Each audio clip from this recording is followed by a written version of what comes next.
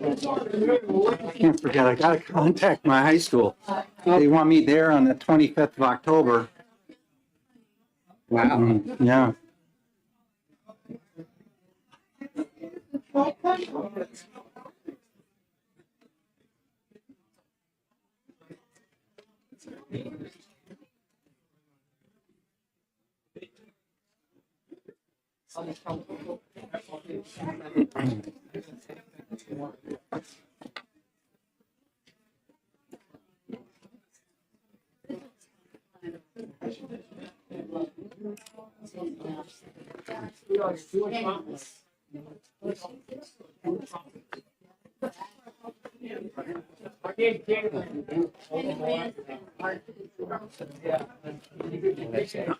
Okay, we're ready to go.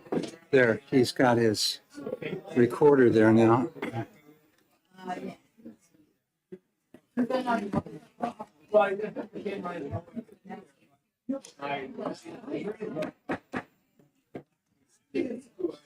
Good morning, everybody. We are right about 10 o'clock on the clock on the other side of that wall in the other office. So with my military background, we want to start promptly at the time we should. I'd like to welcome everybody to today's presentation. This is a presentation today that is coming forth from the task force from Fred Bramante dealing with the ED 306 rules, minimum standards for public school approval that are being recommended to the State Board of Education.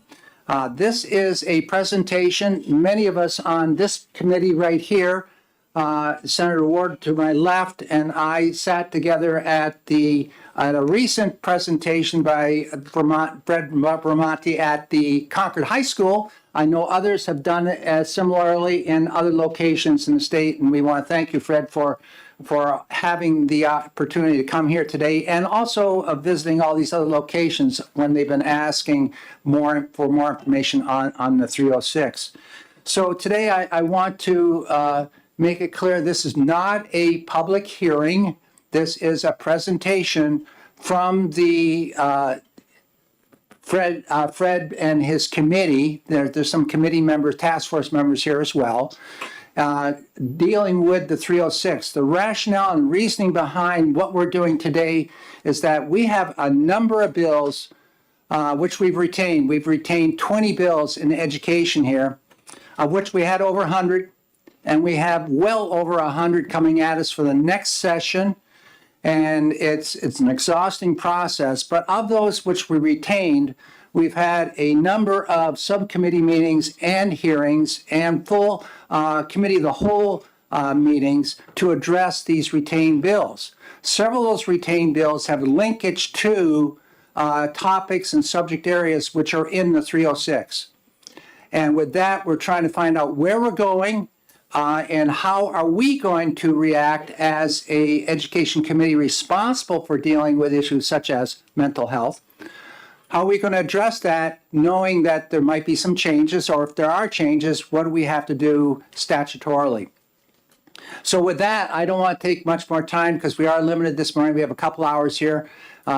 I would like to recognize and warmly welcome Fred Bramante. Fred and I met years ago back in the Paul Leather days and in Jeannie Berry days, and even a little earlier when he came forth. I believe it was Mary Guile who was chairing the committee at that time.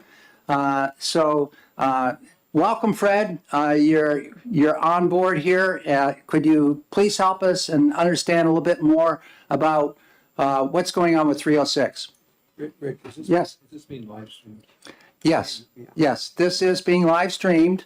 And we also have our researcher here working with our committee. That's Jennifer Four over on your right, over against the wall. And so welcome again, Fred. And just has to press. Yep. Here it goes. Press the button. Yep. That's new technology there. All right. I should know that stuff.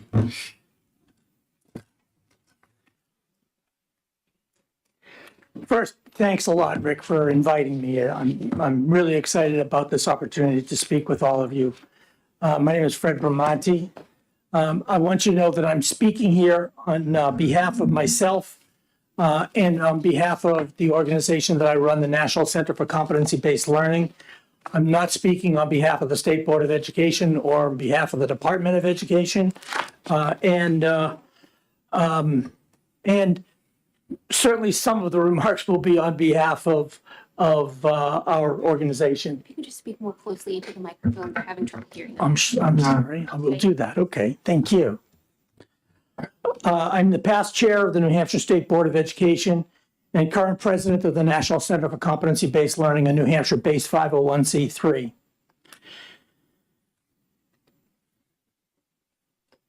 I started this organization when I left the State Board of Education in 2013 after serving New Hampshire students in public schools for what I've been told is longer than anyone in state history. My goal today is that we begin a process of uniting New Hampshire in a nonpartisan commitment to create a new day for public education in our great state.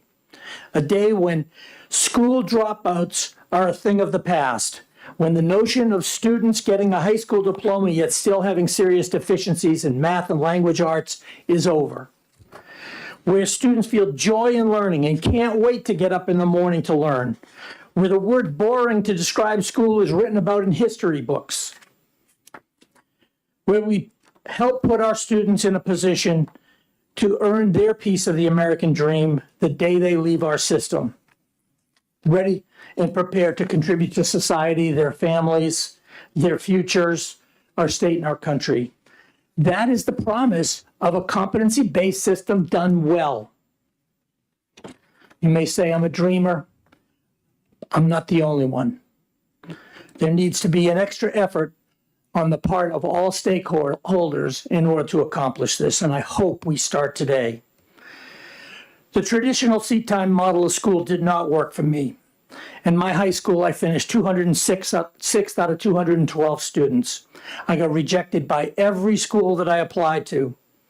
School taught me that I wasn't very bright. Life taught me that school was wrong.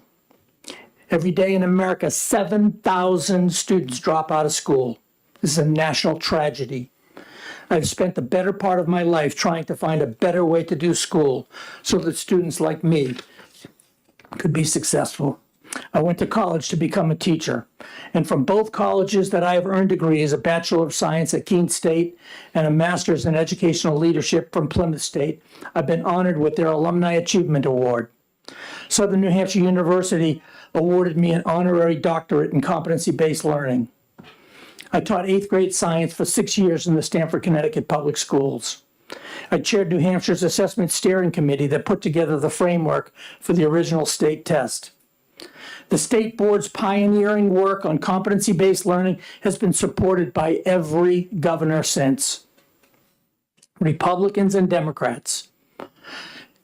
In 2005, we made New Hampshire the first state in the United States to put competency-based learning into their regulations. Today, virtually every state is now moving in the competency direction. I have suggested that we put a state historical marker in front of Laundrigan Hall to proudly show the physical location of where the nationwide competency-based movement started. This is my third time leading this effort with the 306s. My first time was 1992, when I was appointed by Judd Gregg, when Judy Thayer was chairman of the State Board of Education and Charlie Marson was commissioner. The second time was when I was named chairman of the board from 2003 to 2005 by Craig Benson, when Nick Donahue was commissioner. It was Craig Benson who charged me with finding a new way to do public education, a charge that most people would have run screaming away from. I was reappointed to the state board by Governor Lynch. I am proud that my work has not been viewed as partisan. Once again, I've been asked to use my 3 decades of experience with this document to help lead our state to a true competency-based model. In leading this charge, I put together a public education all-star team that I could not be more proud of. Some of the members of that team are here with us today. Jackie Gillette is here. Jackie Gillette is former superintendent of Claremont during the Claremont lawsuit days. Jackie is an education consultant and a member of the NCCBL board. Nathan Harris is here. Nate is a former business executive in the medical field and is currently pursuing a doctorate in educational leadership at the University of New Hampshire with a focus on competency-based learning. Nate is also a member of the NCCBL board. Val Zanchuk is here. Val is a former chair of the BIA board, current chair of the New Hampshire Learning Initiative. Val runs a manufacturing company in the Keene area called Graphicast. In 2019, Val was named as one of the top innovators in New Hampshire. Nate Green is here. Nate is formerly a chemistry teacher at Bow High School and part of the leadership team at the department. Nate and I co-led this effort. We based our effort on advancing competency-based learning and the vision of the State Board of Education written in 2012, which states, to harness community resources and technology to provide a world-class, personalized, student-centered education in a flexible, innovative learning environment that promotes active engagement to maximize the potential in every individual. The logic of a competency-based model is so simple and so obvious that today, as I said, virtually every state is moving in the competency direction. Here's how I have been describing it for decades. In the old model, the one that we are all familiar with, the constants are time and place. Time, 180 days. Time, students move on by age. Place, learning takes place inside the walls of the school. The variable is learning. Some kids get A's, B's, C's, D's. They still pass the course and move on. We just switch it. Make time and place the variable and learning the constant. We don't care. The state board made this statement in 2005. Where learning happens, we want to ensure that it happens and at a high level. I tell students, I've used this example many times, and it's become actually somewhat famous. Other people starting to say it, that in the old model, you could get an A in addition, subtraction, multiplication, and a D or an F in division, and you still pass the course. If we believe that division is important, why should we let you pass the course? If you're going to learn to fly an airplane, you get an A in taking off, you get an A keeping the plane in the air, but you get a D or an F in landing, they don't let you pass the course. So a competency-based model says you demonstrate proficiency, mastery in all of the required competencies, and then you move on to the next level. While New Hampshire may be the first state to embrace competency-based learning, I believe that some states may have even passed us. It is my hope, and I believe that of the department, that we reclaim our rightful position as the leader in the competency-based movement. It is my belief that we will accomplish this only if we are working together, which is why I love that you invited me to speak here today, Rick, because we have to do this together. There has to be an effort that has the department working with the legislature on important stuff like this. So thank you so much. Are we willing to work together? This is, that is Rick's indication by doing this to me that there is a desire to make that happen. But I believe for some that the answer is no. New Hampshire has been traveling down this path for nearly 20 years, more than any other state, a path supported by every governor, a truly nonpartisan effort. While we've made progress, our progress is substantially behind the vision that was created in 2007, shortly after the state board approved the regulations in 2005. This is the document, my document. It's fallen apart because I've used it so much, but this is the document that was created in 2007. And when you read this document, this 2007 document that was intended to be the spirit and the intent behind the 2005 regulations, you see that we've got a long way to go. Personally, my opinion is that over the past 20 years, our Department of Education has not done enough to support our schools in their efforts to transform to a different model since embarking on this competency-based journey. We still have largely a 20th century system with increasing sprinklings of a competency-based model on top. How much longer do we need to wait? Another 20 years? We have kids falling through the cracks on a daily basis. Are we going to deprive, especially traditionally underserved students, with the promise of a competency-based learning system because the leadership in the state dragged its feet? We can do this, but we have to do it together. I'm convinced that House and Senate education committees have the potential to be a key catalyst in leading us to a great place in a nonpartisan way. I'm asking the next question because I truly don't know what the answer is.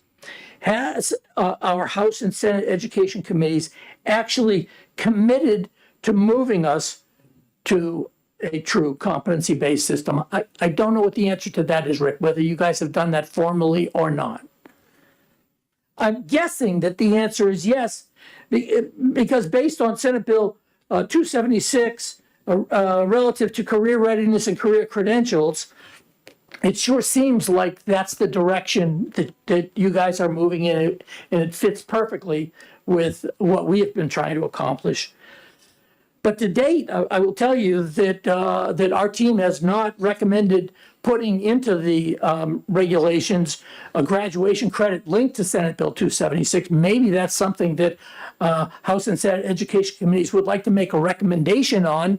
And my guess is that the State Board of Education would welcome something like that. So I'm hoping that there will be some fingerprints of House and Senate on the ultimate plan that gets passed into state regulations when the state board opens up rulemaking, passes through the 180 days, and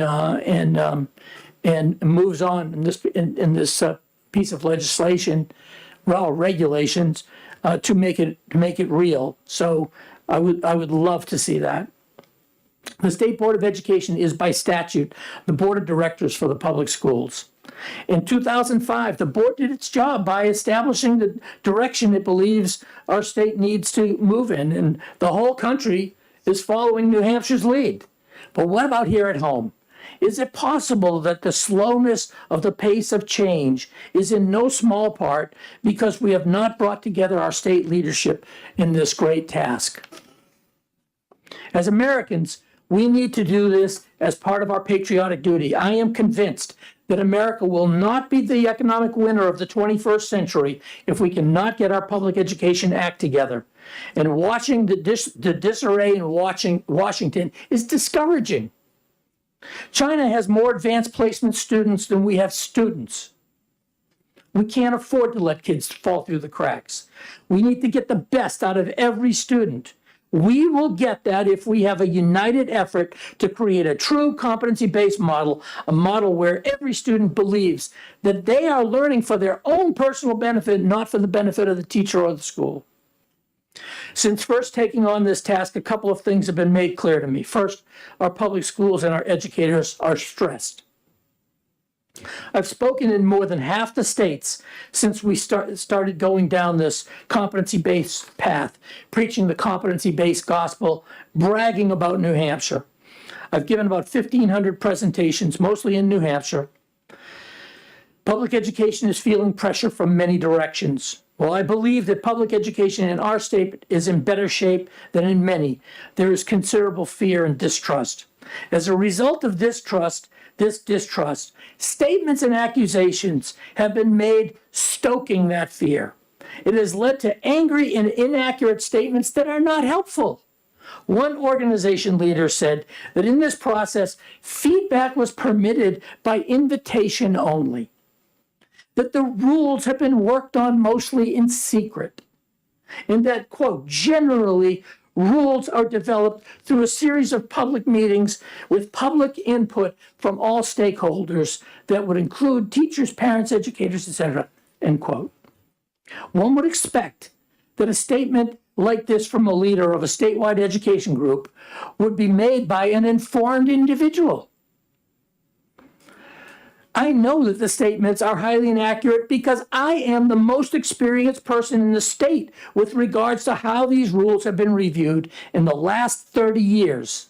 And as promised, this has been the most inclusive process in the history of this document. The State Board of Education is obliged to have one public hearing on the 306s.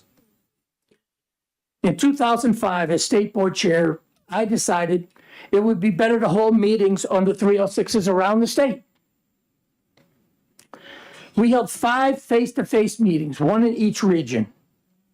Then Executive Director of the New Hampshire School Boards Association, the late Ted Comstock, referred to our effort as the most inclusive in the history of education in New Hampshire. A couple of years later, Mark Joyce, then Executive Director of the New Hampshire School Administrators Association, in testifying to the State Board on a hearing on special education, said, "Why don't you run this process like you did the minimum standards?" Despite that 2005 beyond the call of duty effort, I pledged we would make this by far the most inclusive process ever. In April of 2022, a year into our work, the 306 team presented at a session of the School Administrators Innovations Conference, a conference open to all educators. We've had 20 plus meetings with various educational groups on Zoom. We held a 2-day event with ASCD that included 40 to 50 content experts, mostly teachers.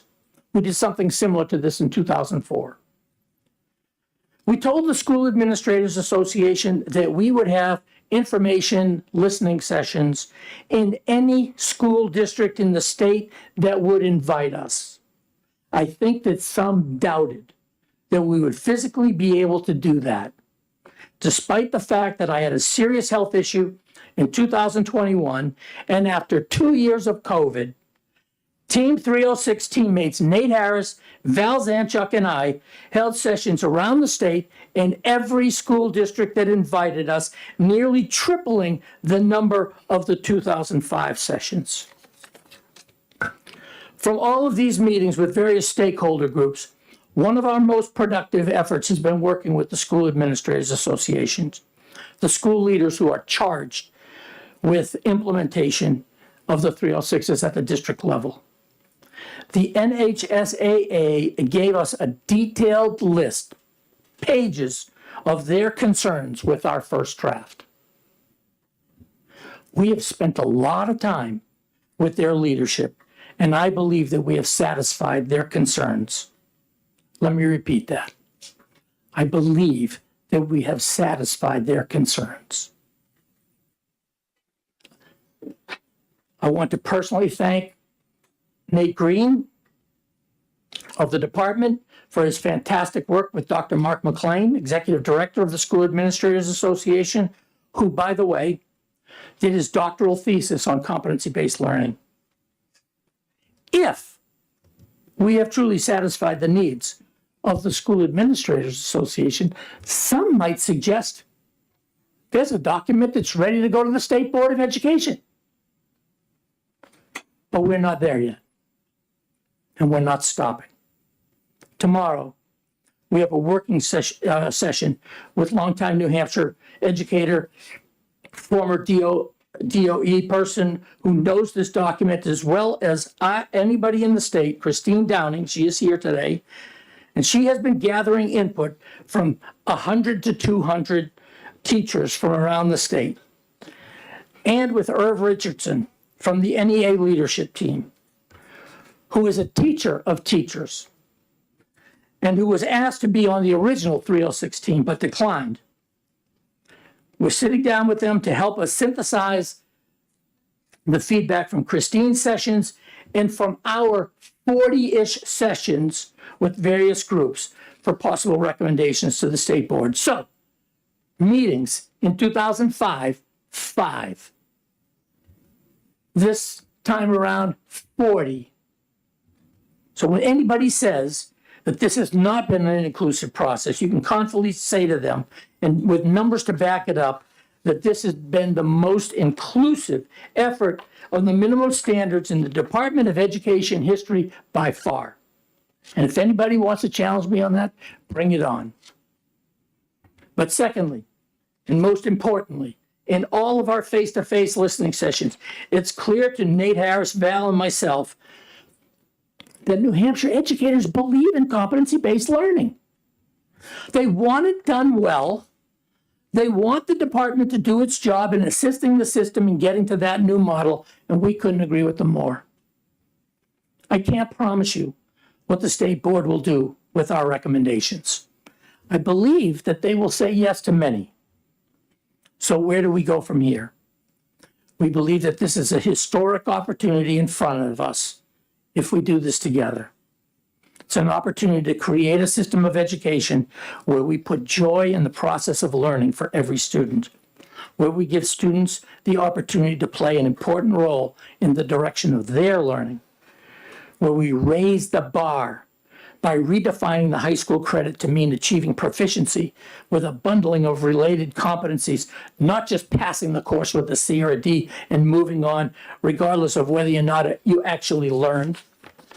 And by embedding minimum graduation competencies required to earn a diploma. We want the notion of school to be about the process of learning with the entire community playing a role in creating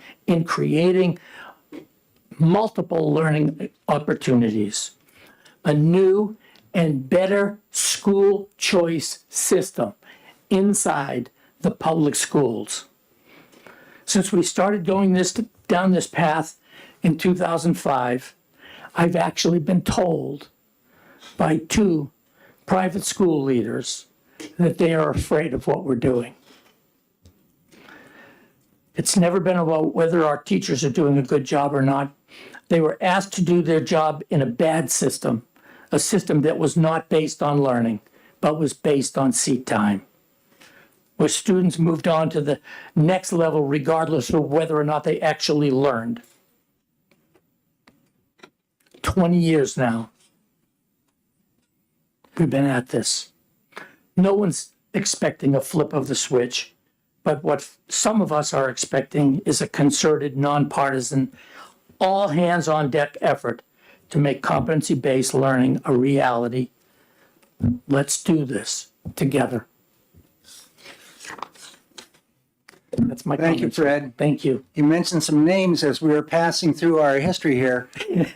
Mark Joyce, Dr. Joyce, and I were born together in Niagara County Hospital. Oh, is that right? I had lunch And with Mark him Joyce's yesterday. father was a great friend of my uncle. No kidding. And then going down and talking Val here, my Lord, Val, you're the person when it comes to career technical education, the person when it comes time to recognize the value of those indicators within our requirements that for an adequate education. There's so much out there, and I appreciate what you're doing, Val and Fred. Can I ask a quick question Yeah. first, Rick? Is it possible for somebody to get me a water? Sure. Jen, thank you. Thank you. Before we get into this discussion and getting into some of these changes that we see here, on the side by side we have Yep. with what we have now and what is being proposed, it's well over 100 pages here. I'd like to, just ask several questions which are floating around. One I developed as you were discussing here. We've had a number of presentations through the state, 40 plus, you said. Yep. Other sources of gathering information. What's the process got for us in the future? You mentioned that you're getting together tomorrow. Yep. With folks, Christine and Herb and Yep. Val. And yeah, and a few, yeah. with Val and Nate Harris and Bob McLaughlin. Is there anybody else joining us? I think that's it. Thank you so much. So Fred, going forward with that, what is the process that we're looking at? There's a lot of rumor and gossip going around that these proposed rules for the minimum standards of public school approval were going to go before the board for approval. Yesterday, this I week, heard. yesterday, Yeah, yesterday I heard. and I heard that, and I said, no, and my call to the department was, no, they're not. They're not on the docket for quite a while. Yeah, no. So the concern is, what are your steps next? Does the feedback and the information garnered at all these hearings get compiled, and does it go back to your task force and they make a recommendation? Yep. Or is it going from there being compiled and modifying based upon those, and without going back to task force, going directly to the state board Yep. saying, here's what we're recommending? Rick, would be okay with Nate Green joining me? Oh, invite any of the members on on that Nate, board with would you you. mind coming up? Nate is our Mr. Inside, so I think that on some of the questions, he might be better answering some of the questions than He's than I also would. our spreadsheet analyst and works with us quite frequently. Welcome, Nate. He's amazing, and he did the side by sides, did a fantastic job. I'm window dressing. Nate is really the guy who has done a great job with this whole effort. Well, everything was just shifted to you, Nate. You're responsible for all this, right? No. Yeah, just for the record, Dr. Nate Green with the New Hampshire Department of Education. I'm the Bureau Administrator for Assessment and Accountability.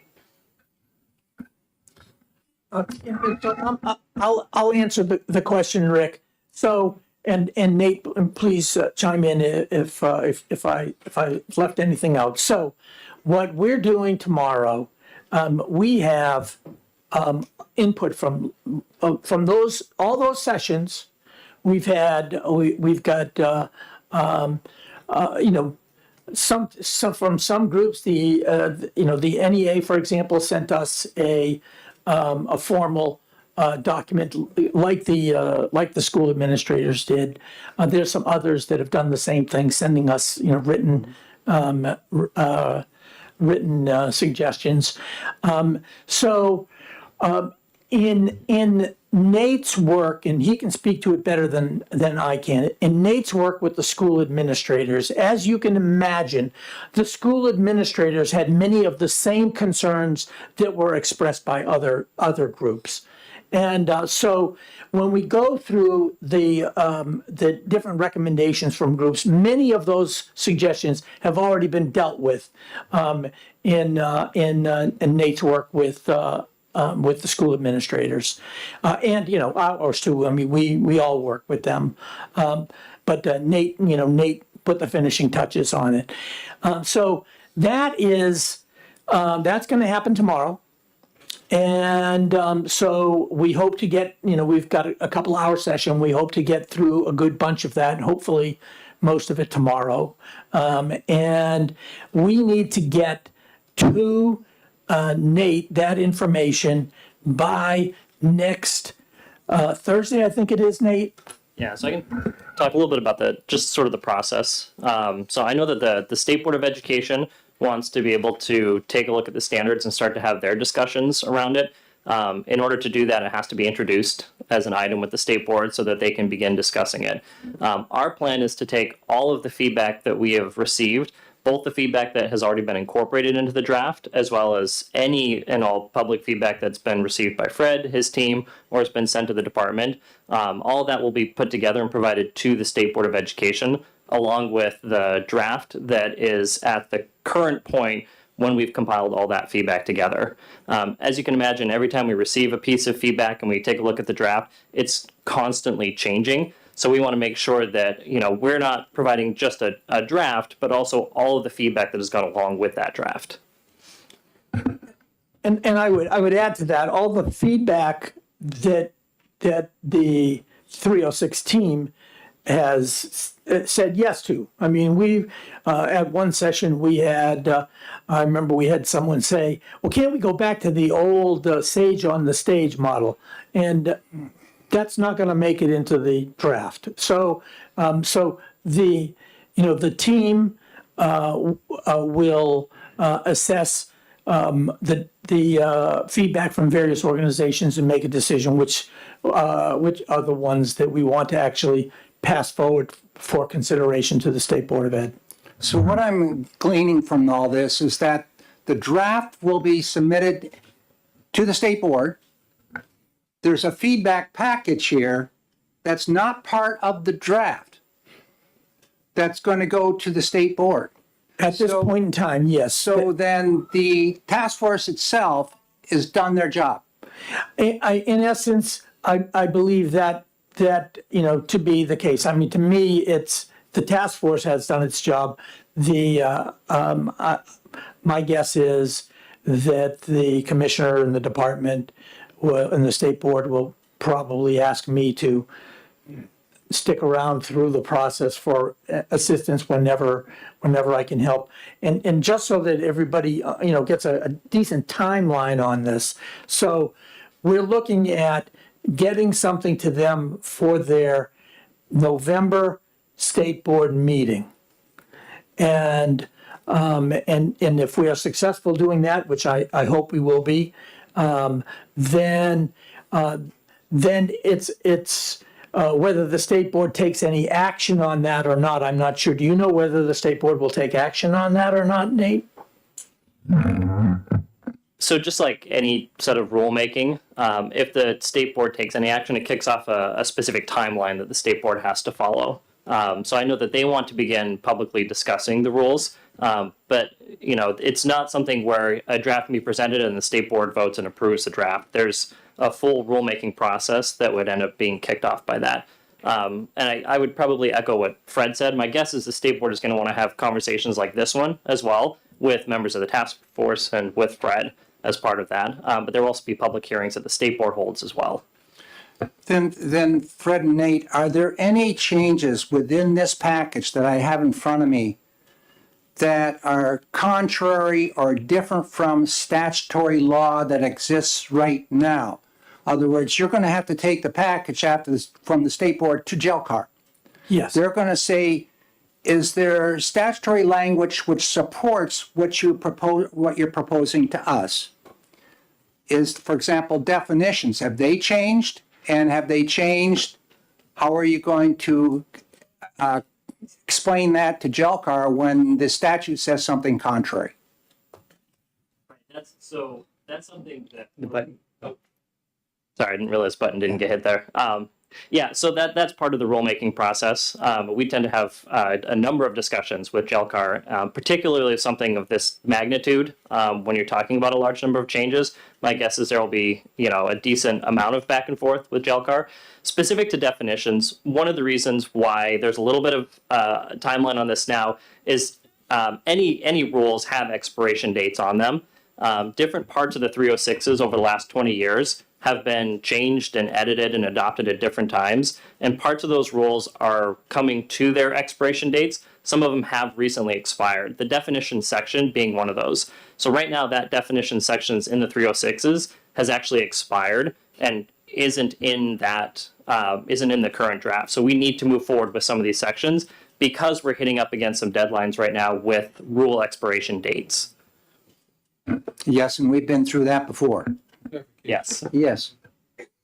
So thank you for being here this morning. So the clarification, Dr. Green, the state board receives the report at some point in time, perhaps in November. Does the board then work on the redrafting or looking at the multiple input sessions that have come out?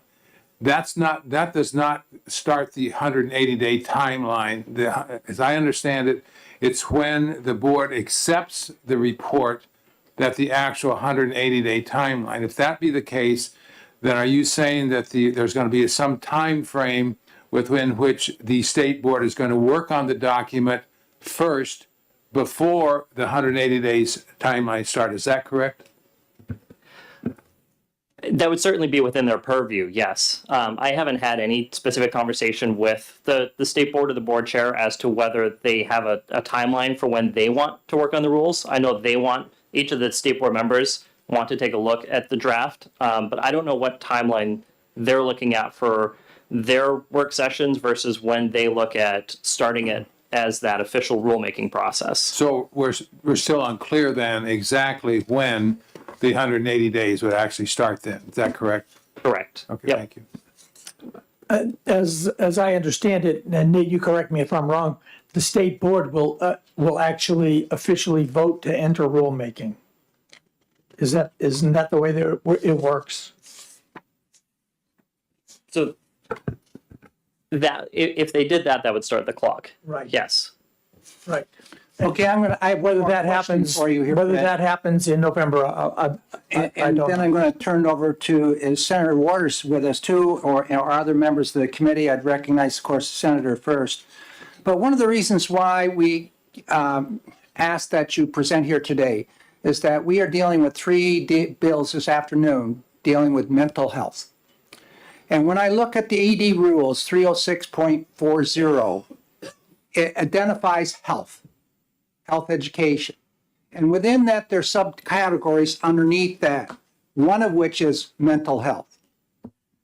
In the proposed rules, I'm seeing all those elements within, underneath these categories, such as career technical education, mathematics, social studies, etc., being eliminated.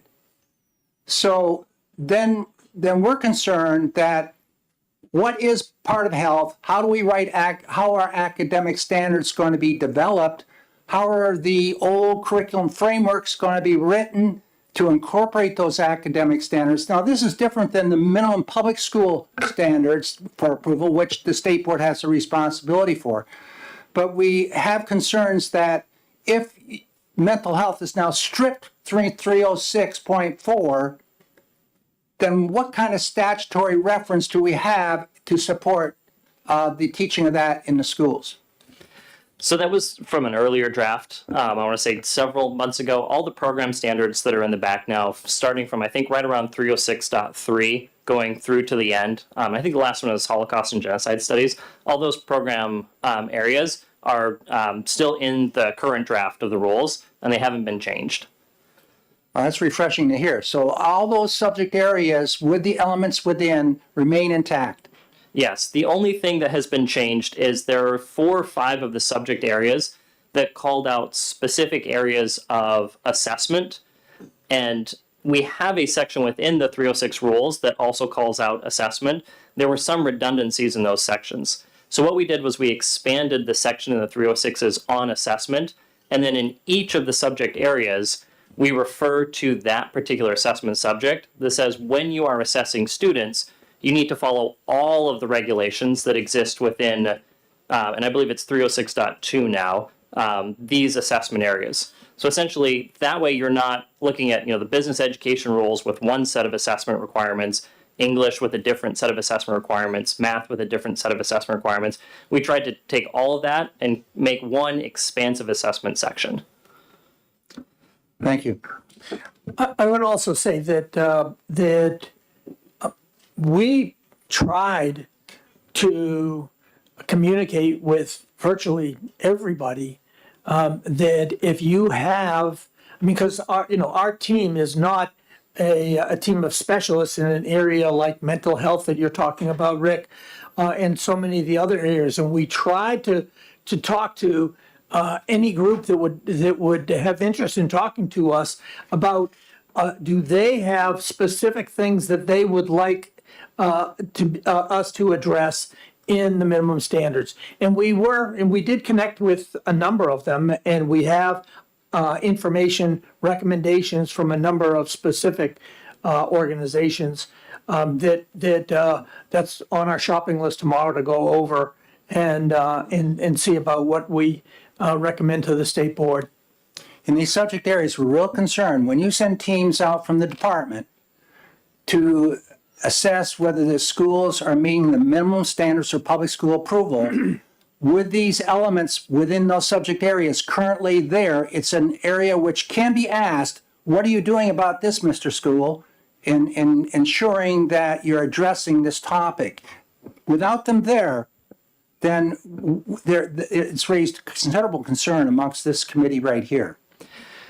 Yeah, so within the next 2 weeks, my office is releasing the new IBAS survey. This is the input-based accountability survey that's in statute, and that refers directly to those sections of the ED 300s or the ED 306s.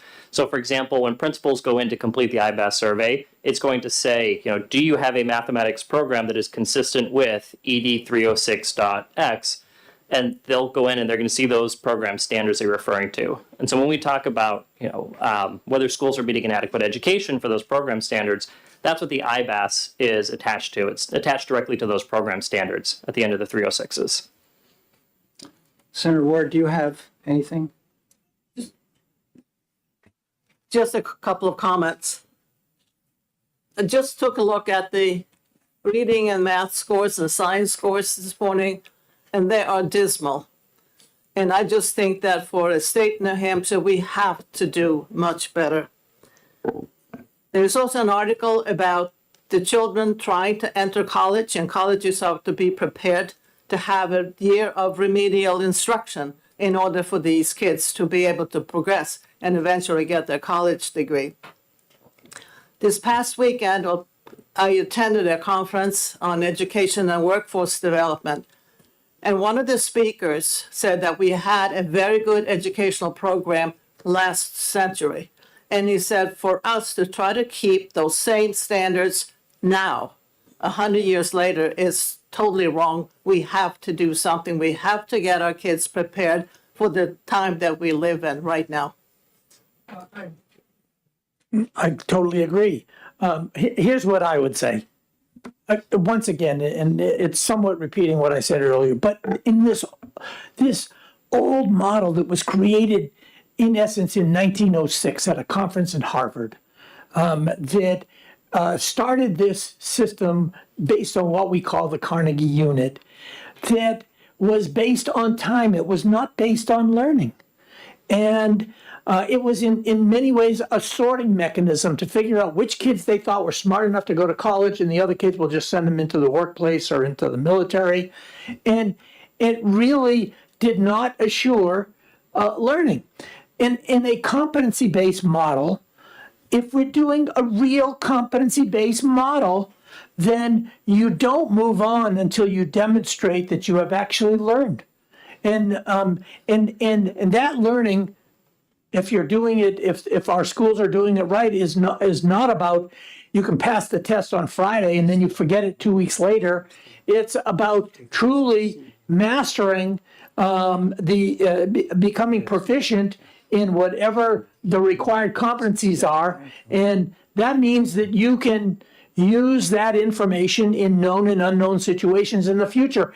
And we're clearly demonstrating for our colleges that they are accepting these students that they see on their report cards or their transcripts that they've gotten certain skills, and when they get to college, they find out it's not quite the case, and that they actually haven't learned what they needed to learn. So I think in a true competency-based model, that if we do this job right, I believe that this is going to be a new day for education. Okay, I'd like to open this up to the committee right there. There's issues which we want to discuss: district competencies, graduation competencies, proficiency, mastery, all these terms which are within. Representative Luno. Thank you very much, Mr. Chair. Thank you very much, Mr. Bramante, Dr. Green, and others from the 306 team that are joining us this morning. Appreciate all the work that you've done. Notwithstanding the senator's comment with respect to student performance, I've always felt proud, particularly 12 years, on a local school board and now serving on the education committee, that New Hampshire students overall perform among the best in the country. I'm talking about New Hampshire's public school students performing among the best in the country. Normally top 5 or 6, in the, of all the 50 states. And, but it's also really glaring to me, and to I think many people across the state, and especially came out during the work we did on with the School Funding Commission that Val Zanchuk and Mel and Rick also and Corrine served on. That this strong student performance doesn't exist everywhere. And where I live in Hopkinton, where I served on the board for 12 years, our average student performance, I think, is in the 80th percentile statewide, which is obviously above state average. But you only have to go 15, 20 minutes up the road up to Newport, and the average student performance there is in the 4th percentile, which in a lot of, that I don't think is anything that any school district would want to brag about. But when you take a look at despite just being 15, 20 minutes, up the road, you take a look at those two communities, and they're both very different in terms of the socioeconomic capacities of those communities. So Hopkinton supports a strong school budget, a strong per student cost, and we've got pretty high property taxes to do it. You go up to Newport, not so strong a school budget, not so strong per student cost, but super high property taxes. They're working beyond harder than we're working in Hopkinton. And what are they getting for it? They're getting an average 4th percentile, student outcome.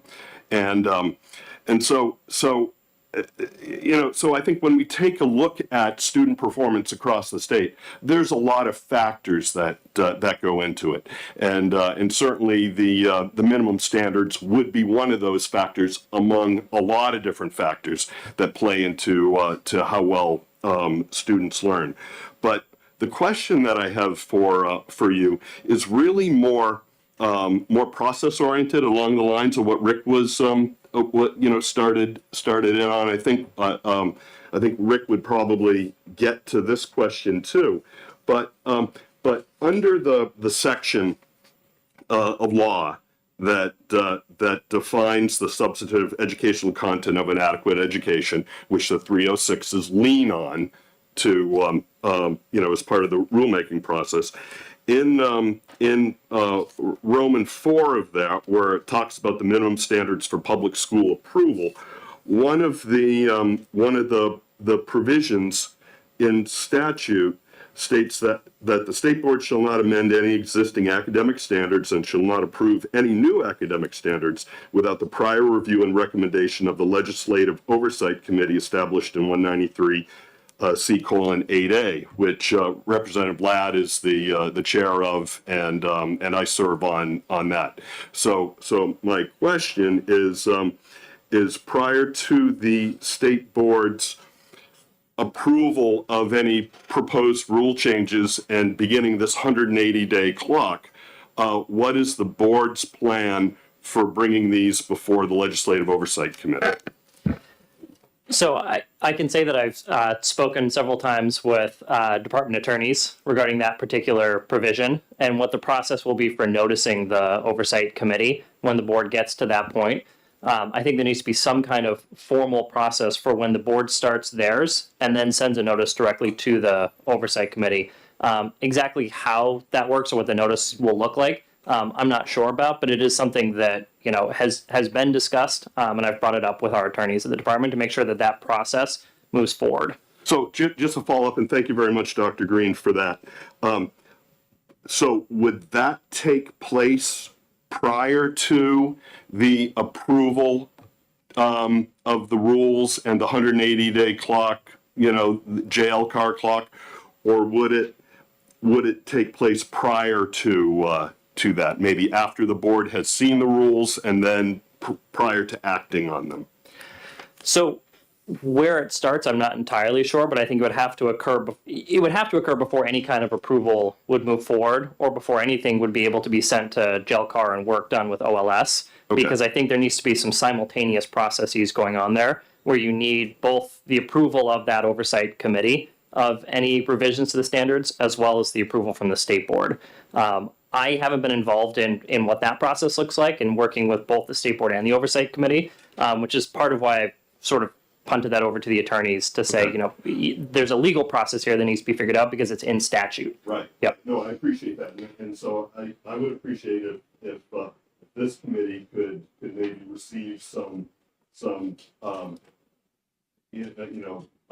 information on not looking at on the day it would happen, but in terms of the timeline. The process. Yeah, Yep. timeline prior to the 180-day clock starting, that the oversight committee would be presented and given the opportunity that it is entitled to under statute to review and recommend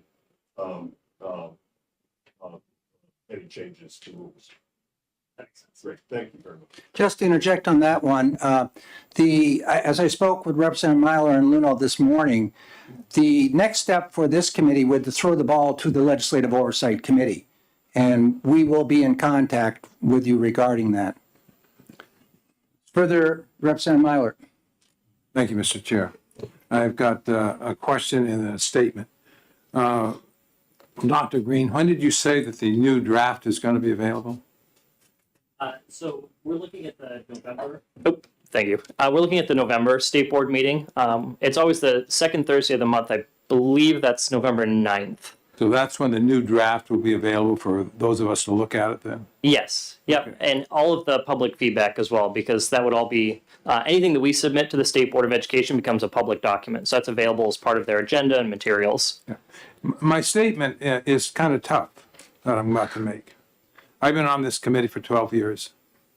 And in the prior administrations, there has been a concerted effort to work with the school community to create the new draft, et cetera, every 10 years when these come up.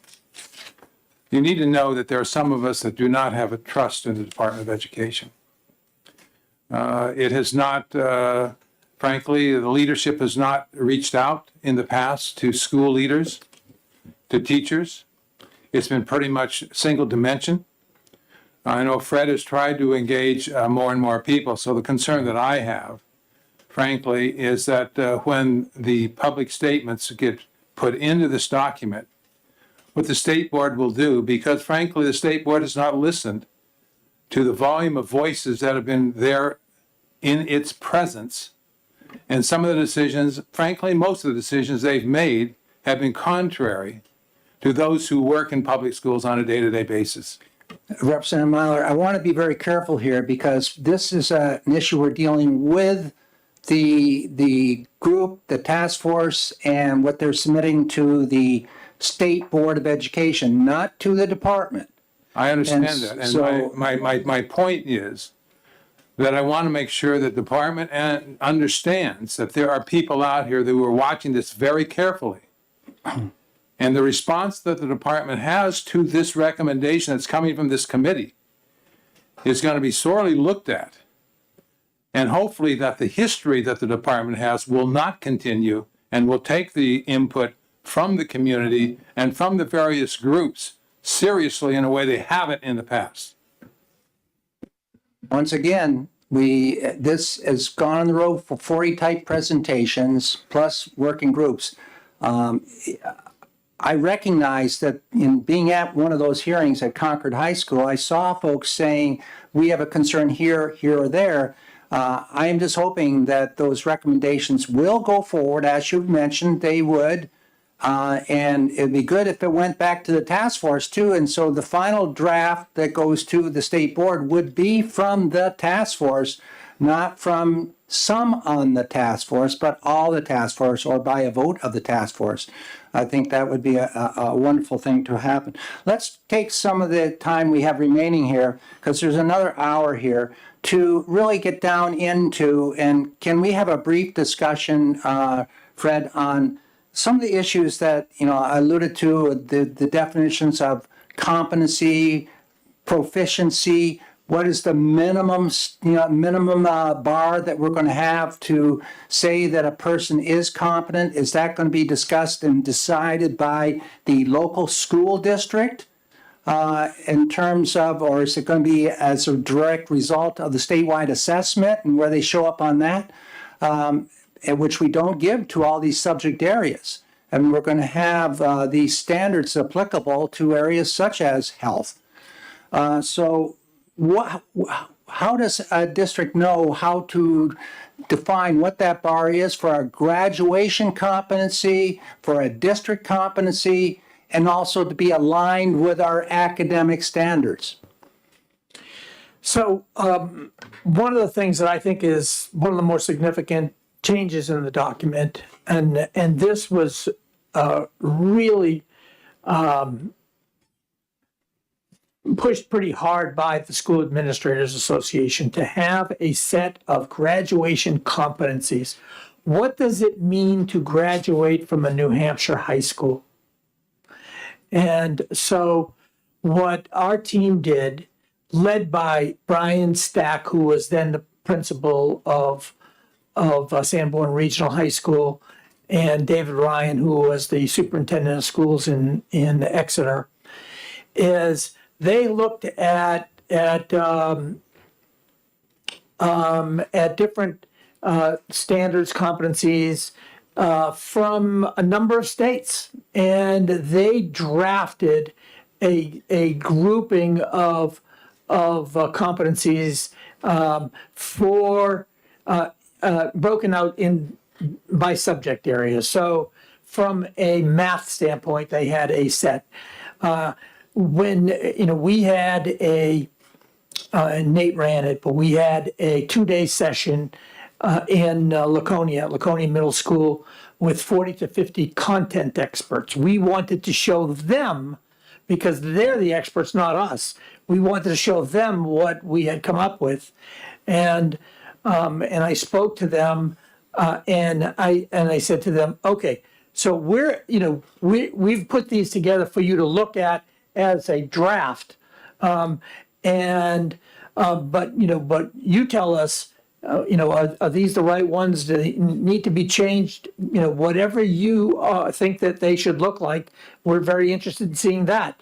And I made the recommendation to them that they can't look at that set of standards, at that set of competencies, in an aspirational way, where, gee, we'd love it if every kid did this.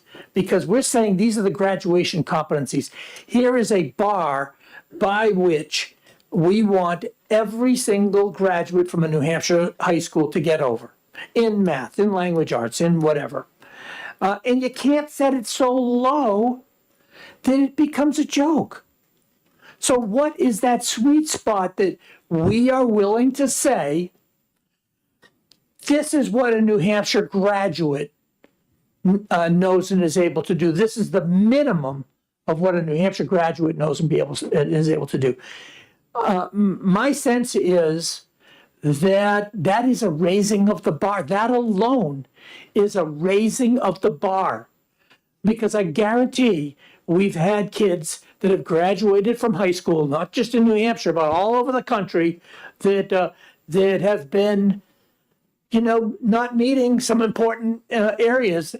You raised the subject earlier about the huge amount of kids that go to college and have to take remedial math and or language arts because they didn't get, their transcript said that they learned, but they really didn't. So this alone to me is one of the things that has been put into the document that we hope, and the school administrators were strong about this. The commissioner had recommended, well, let's put it in a side document. Let's put these in a side document. So we were looking at that for a while.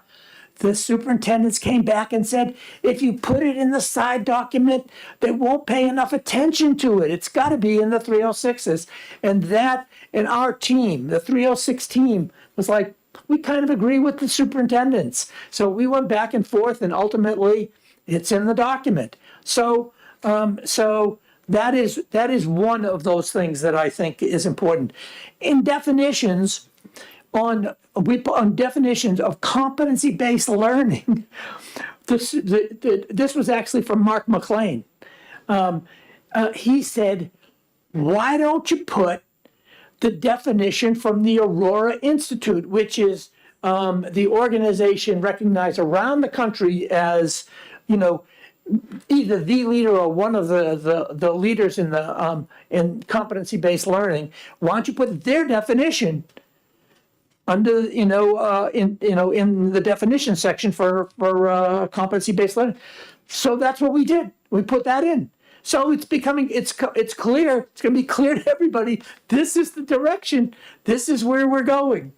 So we did have a bit of an arm wrestle on, should we continue to use the word mastery, or should we use the word proficiency instead?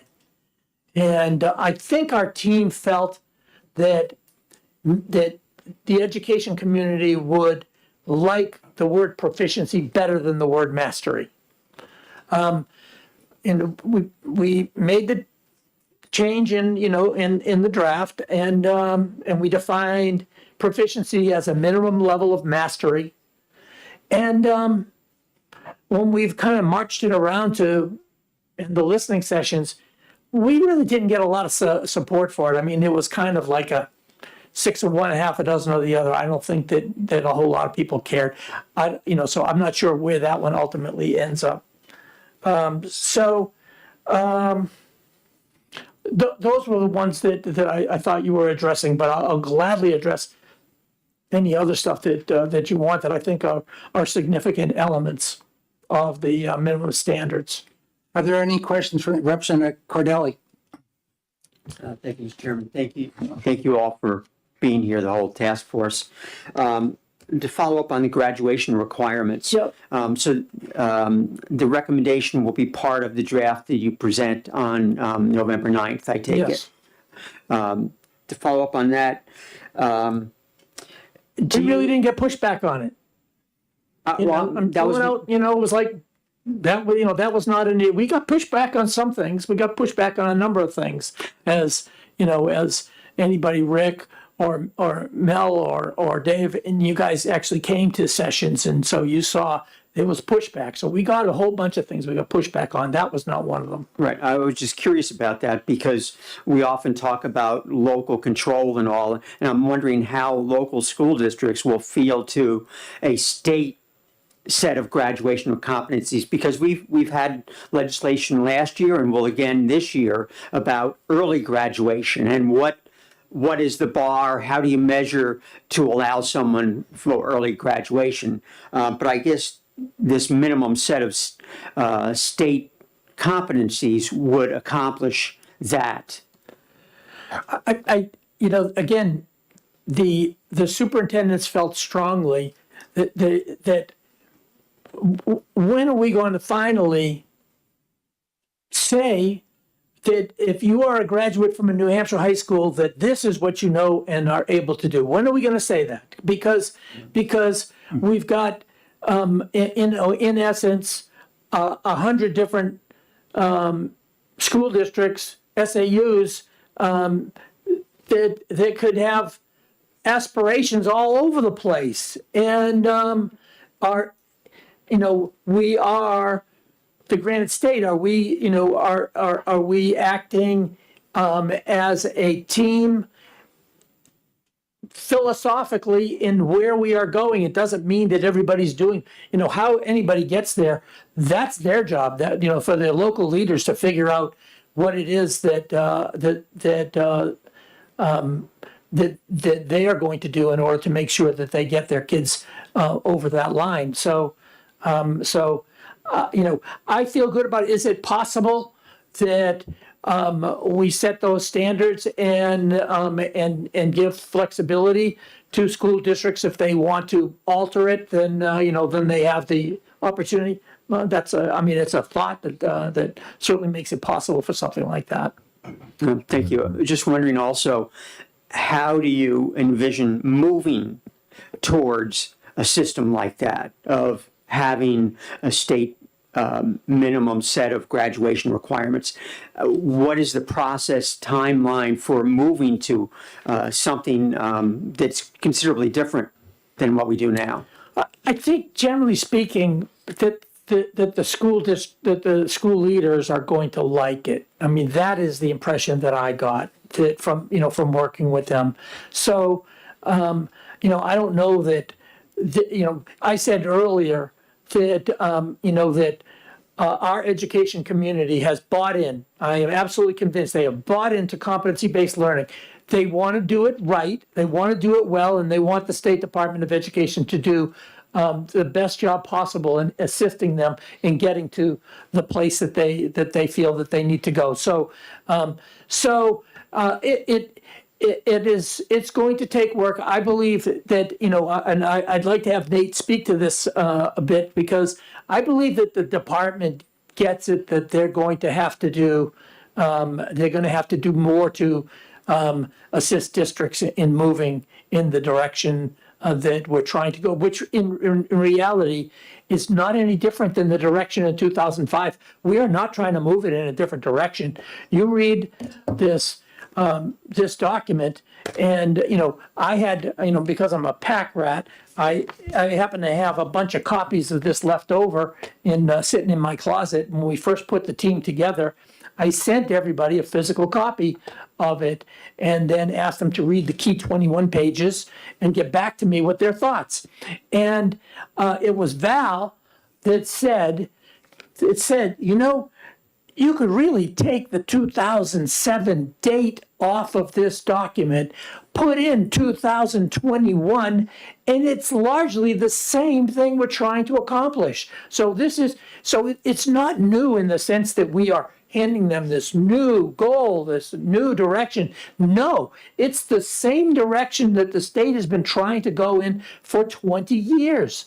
So to me, I just sit there and say, okay, 20 years went by like that. Is another 20 years going to go by like that? Are we still going to have kids falling through the cracks, still getting grades, C's and D's and passing, and still not knowing what they should know to earn that New Hampshire diploma?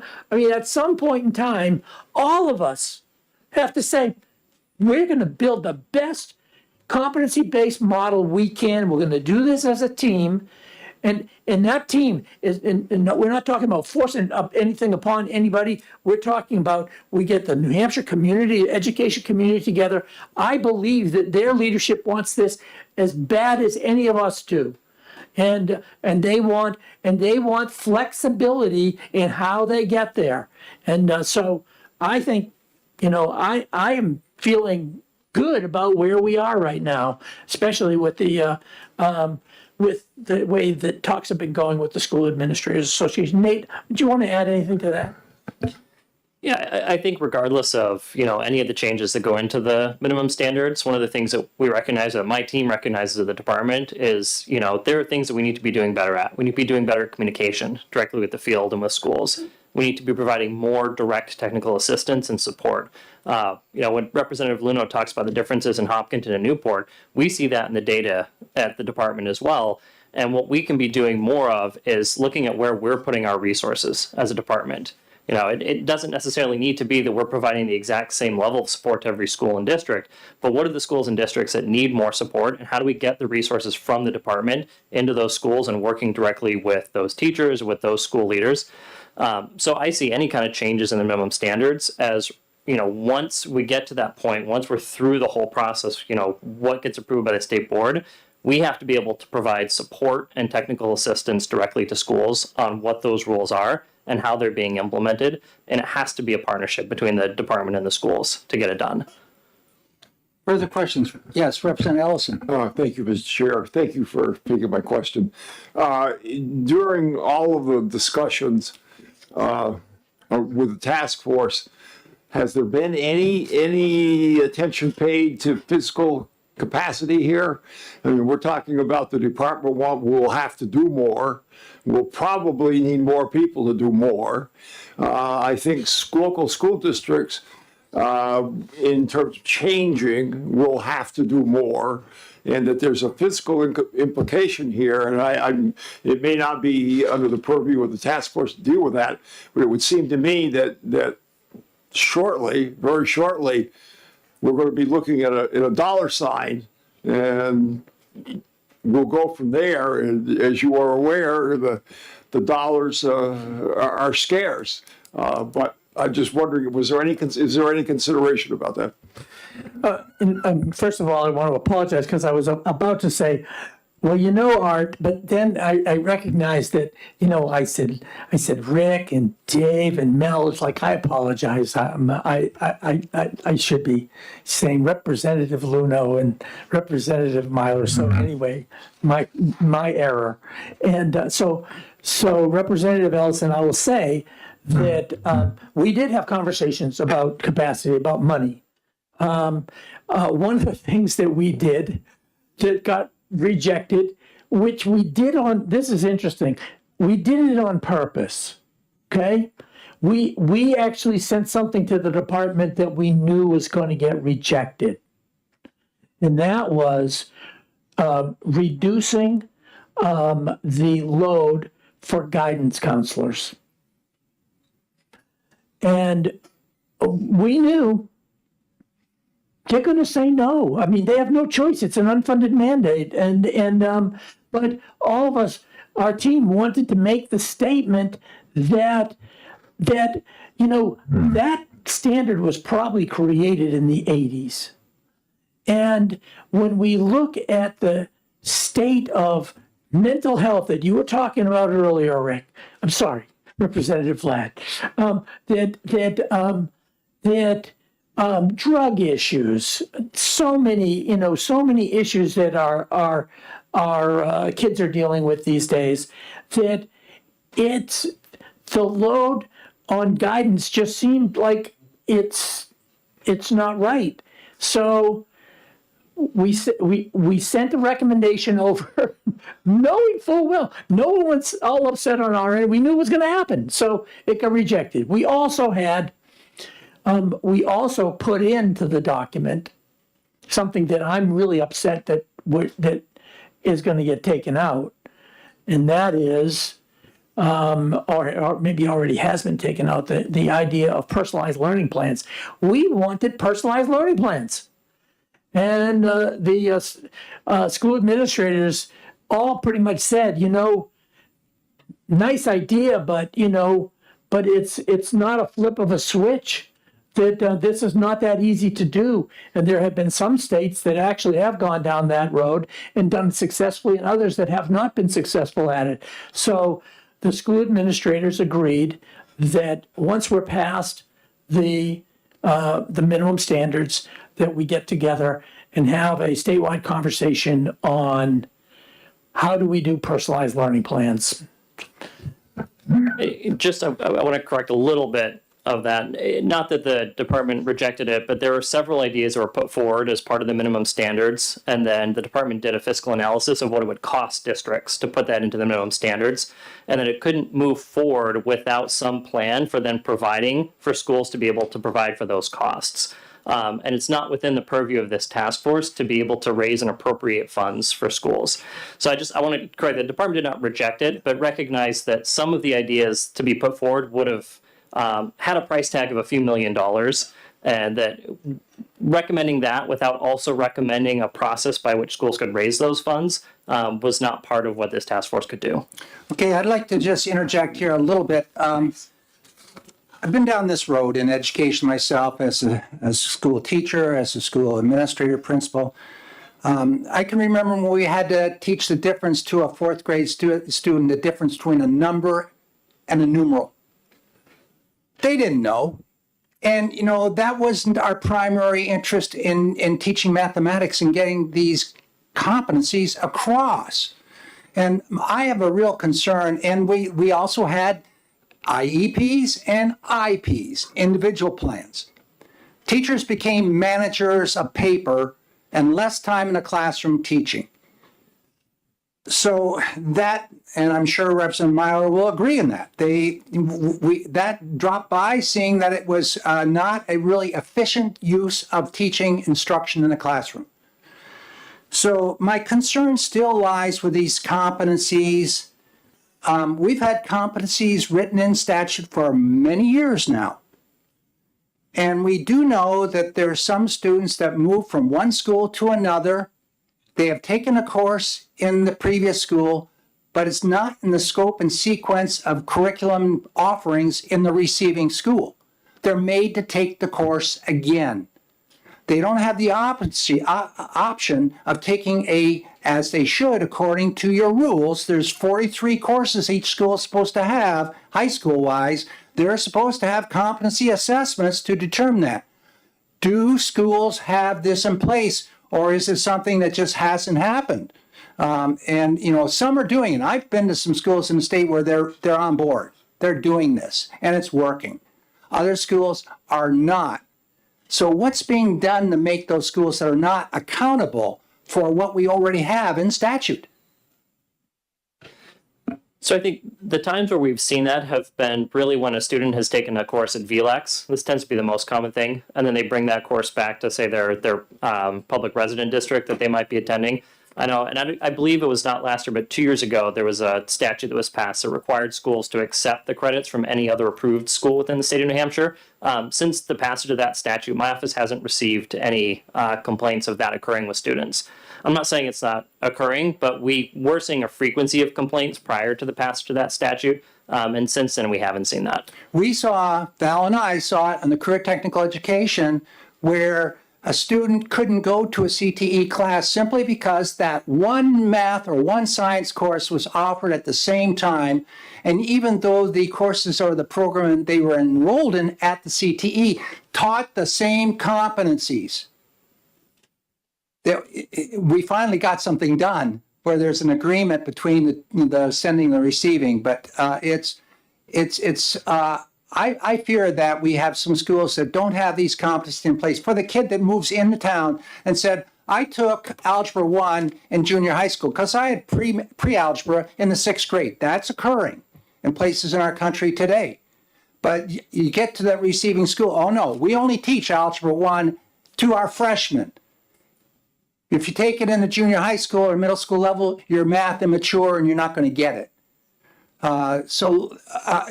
There's some issues I think we have to do in order to get these district competencies in place with what the competencies are that we're looking, these minimum targets which you're talking about here for proficiency.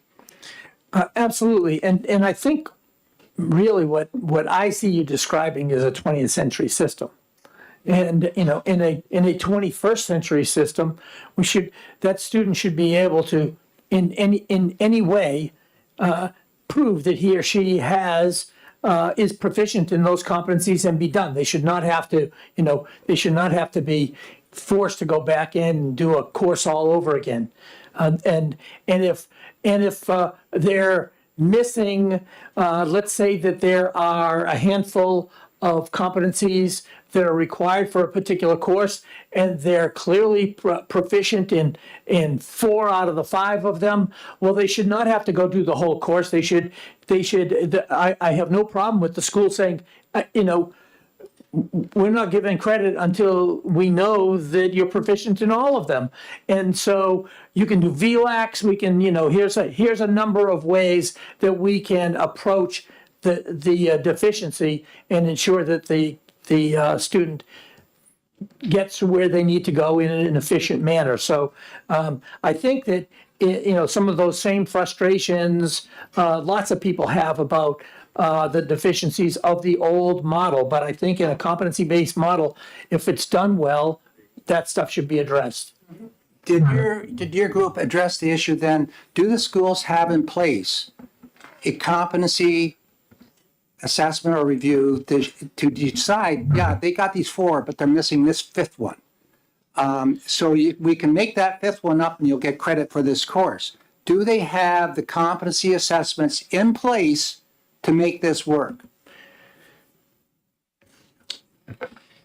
So there are requirements within the 306s that require districts to either have a locally developed assessment of those competencies or be able to lean on state-approved assessments of competencies. The addition of the state-approved assessments was something that I believe was added in just in the last couple of years. And so the state board has looked at, or plans to look at some national types of assessments, things like assessments through College Board and AP, assessments through ETS or Praxis that could fulfill that job, that are nationally recognized assessments of student knowledge. But up to this point, no, it's all based off of what the local school district has developed for the purpose of measuring the local school district competencies. Representative Myler, you had a question? Yeah.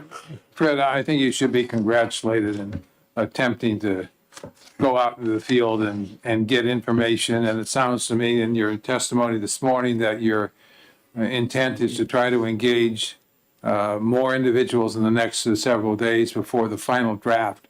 So I think as I look out to the audience, the committee here, there's anxiety around what that draft, the redraft is going to look like based upon all the input that you have received. So I think we should resist any other comments around the current draft, since it seems to be irrelevant now based upon what you're going to be doing. So so thank you. I want to follow up a question with Rick dealing with competencies.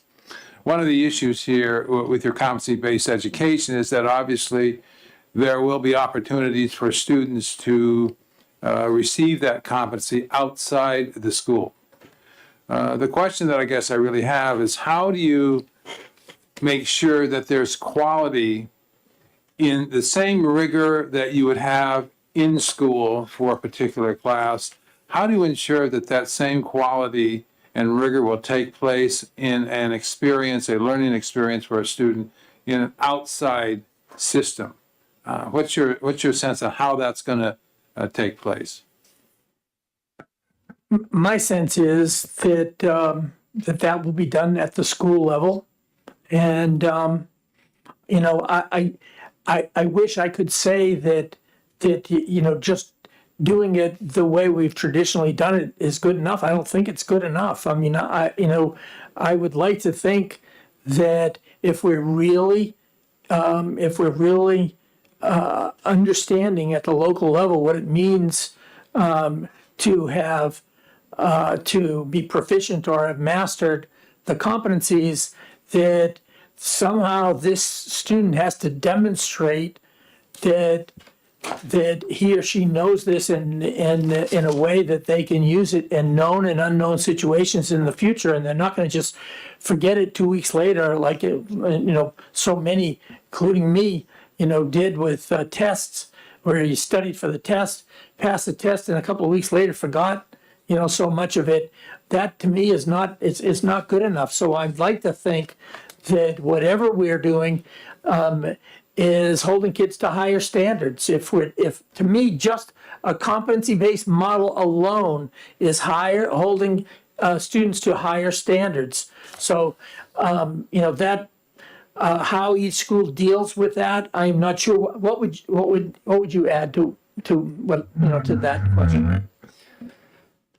Looking at credits outside of the classroom, oftentimes we look at the ELO programs and the specific policies that districts have developed around, things either moving through their ELO coordinators or approved by the school principal. Each district sort of has their own set of policies for how they approve those ELO opportunities and those outside the classroom credit opportunities that the district offers. Okay, as a follow-up, please. I think that's clear, particularly with the ELO system that we have. The question I have is in the Learn Everywhere program. When you have an experience there, Dr. Green, what is the oversight on the part of the Department of Education in those institutions, businesses, whatever they might be, to ensure, because in that situation, school district isn't necessarily involved in that Learn Everywhere program. What is the role that the department plays in making sure that there's rigor within the competencies and that learning opportunity? The Learn Everywhere program exists outside of the 306s. They have a separate section. It's the ED 1400s. There is a review process that the department undertakes for any program that comes in and applies to be a Learn Everywhere program. And then that review process and the results of that go to the state board. But ultimately, it's the State Board of Education that approves Learn Everywhere programs, and the Department of Education tries to provide some review of those programs, but ultimately goes to the State Board of Education. Further questions? Yes, Representative Belcher. Thank you, Mr. Chair. I think I would tend to agree with the sort of 20,000-foot view of competency-based idea. I have a little bit of a concern when I'm trying to, meet rubber with road and trying to figure out the details of how this works. So if I could, I think I have two questions. The first of which, So you've got traditional classrooms, X number of students in the class. You have a teacher. You may have other professionals in the classroom. Curriculum is delivered. Everybody is more or less on the same page, and they move along at the same time. But moving to a competency-based model where you can't move on until you've achieved either proficiency or mastery at a certain level suggests that every student could potentially be at a different place, which necessitates a personalized learning for each student. So, rubber meeting road, this would seem to either require a exponential increase in the number of teachers or a heavy reliance on technology to deliver that. So is that what we're looking at here, is leaning on technology, things like artificial intelligence and other programs to help individualized learning for students? It's a good question, and I'm going to speak not necessarily as a current department representative, but as a former high school teacher that had to implement competency-based systems in my chemistry and physics classes. One of the ways in which I did that was a little bit more old school as opposed to newer tech, although I actually, as a science teacher, love technology and tried to integrate that as much into my classroom. We actually created one wall of our classroom essentially was a game board. And so all the different squares across the board were all the different competencies that students had to move through. And with 25 or 26 kids, at any given point, you might have a group of 5 or 6 kids that are on one competency, a group of 7 or 8 that are on another competency. And it shifts the learning a little bit where instead of, and we had 90-minute blocks, we had an hour and a half. So as opposed to, say, lecturing for 45 minutes and doing a lab activity, I would maybe lecture for 25 or 30 minutes and provide some additional homework where kids would go home and they might watch a video, come in, do a lab. And as kids would complete the, whether it's a quiz or a test or a lab assignment, they'd be able to move on to that next competency. Was it harder? Absolutely. Was it doable? Yes. It just requires a little bit more of shifting when you're providing some of that instruction, being able to wrap some of the instruction into what kids brought home with them. If they could go home and watch a video on, the Discovery Education website and come in, they got a little bit of that content as opposed to just relying on me being the person to deliver that direct instruction. And that way in the classroom, I could work more directly with groups of students as opposed to just standing up in front of the whole group. Now, I would say that was my experience as a single individual teacher trying to implement competency-based systems. I think there's a lot of different ways of doing it. Much of it does involve technology. Much of it involves different groupings of students. So how are you grouping your kids within your classroom and relying on kids working together and supporting each other almost through kind of like a peer tutoring system within those groups? Yes, Representative, you have a follow-up, Representative Belcher? Yeah, no, and I'd like to answer it too, but go ahead. Yes, I just. Thank you. Yes, I just had one follow-up, which is to the nature of the competencies themselves. I've looked through a bunch of them, and obviously they're what you would expect for the most part. But I wanted to ask, are there any, or would you advocate that there would be any non-academic competencies involved in this, such as competencies based around social competencies or emotional competencies or things of that nature? So that's where you see districts creating those competencies for their community. You see this especially with a lot of the school districts that have adopted the portrait of a graduate, where they're looking at, not just the academic skills, but also work skills, social and emotional skills. What is it that they want to see for a well-rounded student when they leave high school? And so many districts have adopted specific competencies for their schools and districts that go beyond just, say, a math competency or an ELA competency. They get to some of those softer skills or some of those work skills. Representative Dry? Thank you, Mr. Chairman. Thank you for coming. If I could follow up a little bit on Representative Belcher's question, taking this a little bit further, if you have a class that is at different points, will you have a year of class, the freshmen or sophomores, that are at different points and some don't move on to what we would consider regularly as the next grade? Do you have people straddling grades? Do you have the class of 77 anymore? Or is it just whenever you finish your proficiencies, you're done? We tend to see it more influencing the numbers of students and the groups of students that need learning over the summer. So traditionally, in non-competency based systems, you might have some students that didn't quite get to the point where they were ready, they might come in and do summer school. Now we're seeing summer school be a little bit more directed from a competency-based perspective, where students have a set of competencies that they didn't master during the school year they were just in, and they're working over the summer to master those. Sometimes with a coordinator from the school, sometimes with the specific teacher that they had the course with. It really sort of depends on the school and district policies, but we really see that being directed more towards those summer learning programs. Thank you. Yes, Representative Luno? Thank you very much, Rick, Fred, and Nate.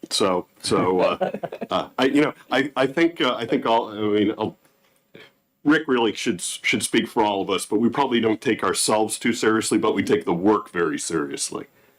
Oh, I take myself seriously. Oh, sure, but I can still call you Rick. Yes. So, thanks very much, Mr. Chair. And I wanted to sort of swing back around to something you talked about a little bit earlier. And I think you were looking for feedback probably from the Oversight Committee on things like graduation requirements. And so again, going back to, my time on a local school board, I think we don't in New Hampshire put a whole lot of requirements on our students. And I mean, we do put some. I think for graduation, I just looked it up, 4 English, 3 math, 2 science, a couple of history and social studies, and then a half credit and a smattering of different things. But 6 credits in electives, and that's just the minimum 20 credit standard. A lot of districts have 22, 24, 26 credits, and probably load up on a lot of electives. Maybe some put world language in there too. But as I recall, student voice and choice is something that's a real important component, particularly if you want to address what you were talking about earlier, keeping kids interested in school, and a lot of times voice and choice touch on these things that Representative Belcher was talking about outside of the normal academic program. For example, a lot of kids show up to school because they want to go to football practice and they want to play in the game on Saturday. And that's what gets them to come into school and sit through math class, English class, social studies class, everything else, and they pick up some academics and lunch along the way. But a couple of years ago, I think we saw an attack on the what I think is sort of laid out as the minimum program that high schools have to offer, which is pretty well defined in 193E, and the justification for that was, again, back to the Newport question. Like, if they're really not, if they're struggling in math and science and English in the required elements, then why require school to do any more than the required elements? And my concern is that takes away from voice and choice for the students to fill out these electives, whether that's 8 credit hours, or whatever, 8 credits in unified arts, in wood shop, in framing, in all these things that we don't specify. But I was wondering if you could talk a little bit on the connection that the 306s could have towards student voice and choice, minimum graduation requirements, and then a program of studies that really sort of provide students with the voice and choice to be able to graduate from high school with something that's meaningful and important to them. Absolutely. Thank you so much for asking, Representative Luno. We, in working with, as Representative Myler knows, Tom Raffio's group, the New Hampshire Coalition for Business and Education, our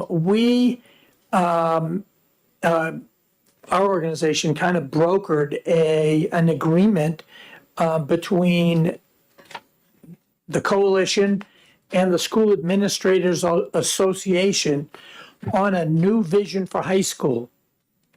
And that new vision for high school says that by 2025, obviously we're creeping up on it now, by 2025, virtually every New Hampshire high school student will earn or be on a personalized path to earning a post-secondary or career-related credential. So when I mentioned earlier about Senate Bill 276, it felt like you guys were having the same thought, that credentials of a kid's choice, a student's choice in an area that he or she would want to pursue should be available to virtually every student in high school. And the school administrators have agreed with that. So how do we get to that place? But the choice is really, and I say this, I've said this a million times, that the public schools need to steal the word choice away from the school choice folks who say, you can choose this school or choose that school.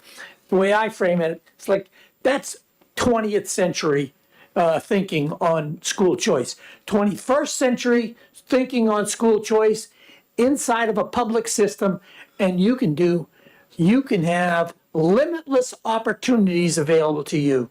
And they can be inside a classroom, they can be online, they can be in a real world environment.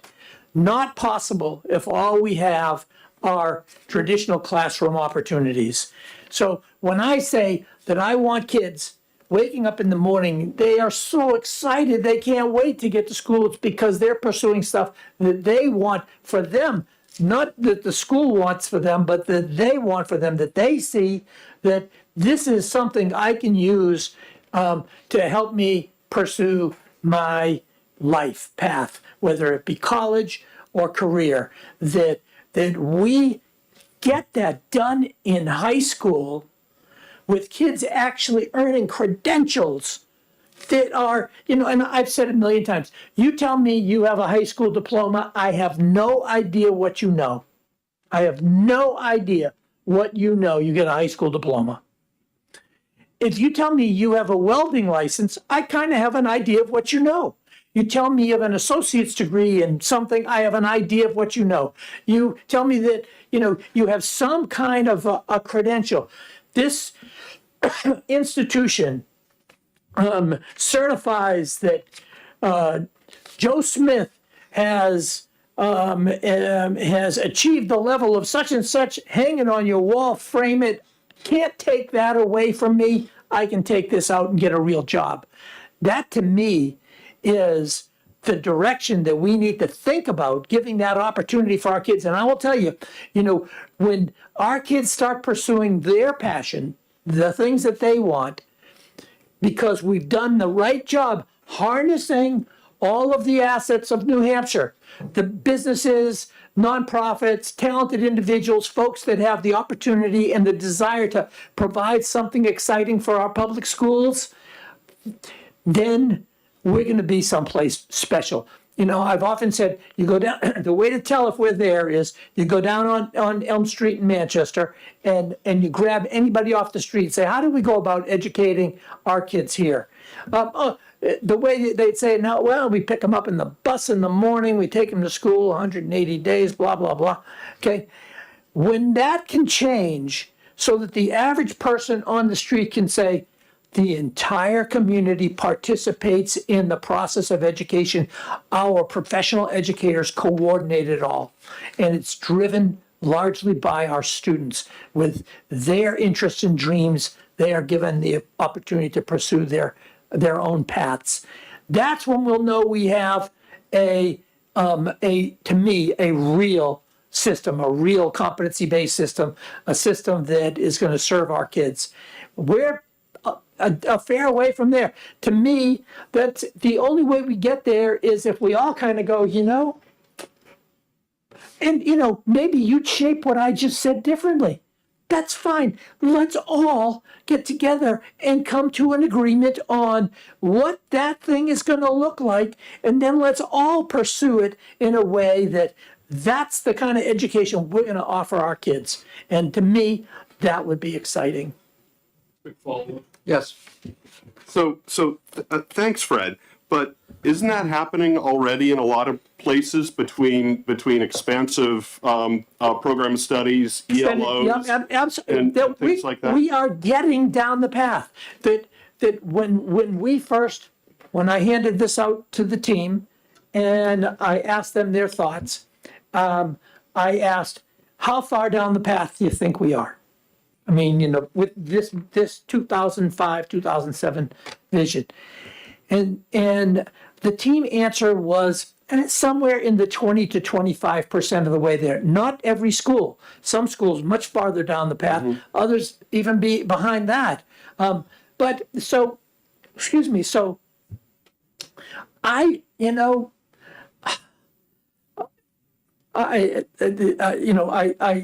have been, called a dreamer many times. So, and I accept it. But to me, excuse me, this is doable. It's only doable if we're having the kinds of discussions like we're having here and making decisions that are ultimately going to put our kids in those kinds of positions so that we can create that great system that is built for the 21st century, not designed off of this old model that really doesn't work for a huge hunk of kids. I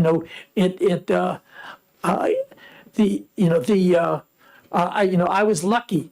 I found I had a passion. I had two passions: kids and rock and roll. Those were my two passions, and I pursued both of them, and it provided me with a very, very rewarding life.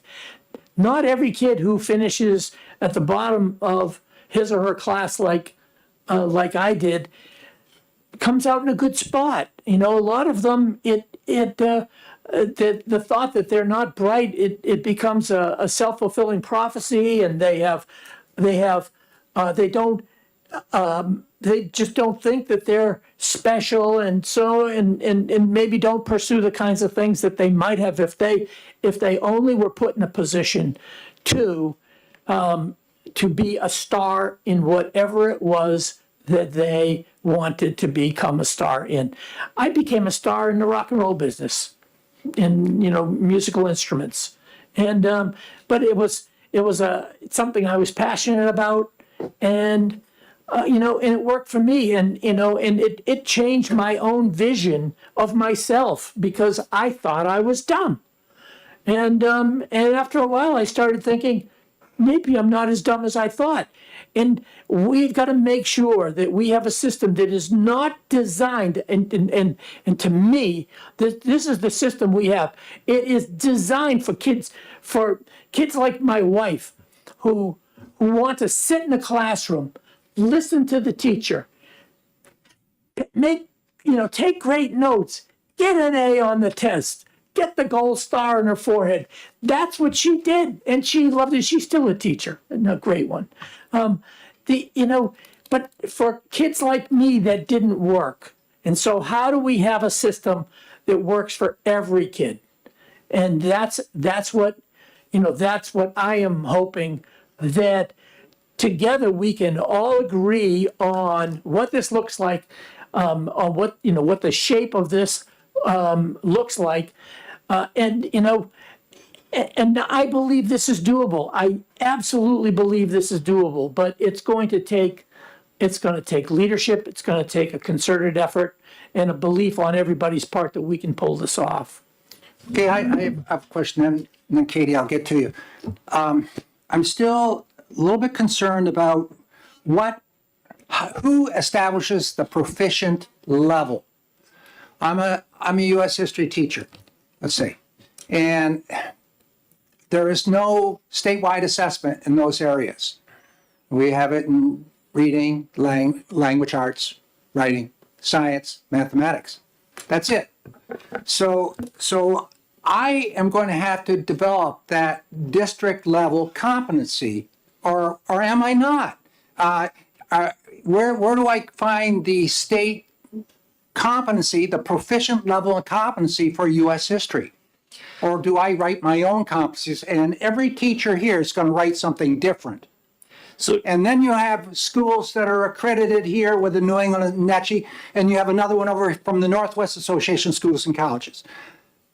They're coming in accredited. Is that the standard we're reverting to? Is that of an accrediting institution or some kind of competency set at a professional level by the state? So, thank you. So much of that is done as part of the curriculum work that curriculum teams do in schools and districts. Oftentimes it's done with a team of teachers, either working within a subject or within a subject and across grade bands. So in my example, when I was a teacher, we would get together every year as a science department, and we would look at all of the science competencies that we had developed for all of the different science courses. And this is one of the reasons why so much of that is done at a local level, because you need sets of competencies for every course that you have. And oftentimes districts have a wide variety of courses. But we also leaned heavily on the work that we knew was happening in the districts around us. And we leaned heavily on the work that we knew was being done at the middle school, because we had to have an understanding of what the middle school teachers were teaching and what the middle school teachers were considering proficient, so that we understood the level at which the students were coming to us in high school.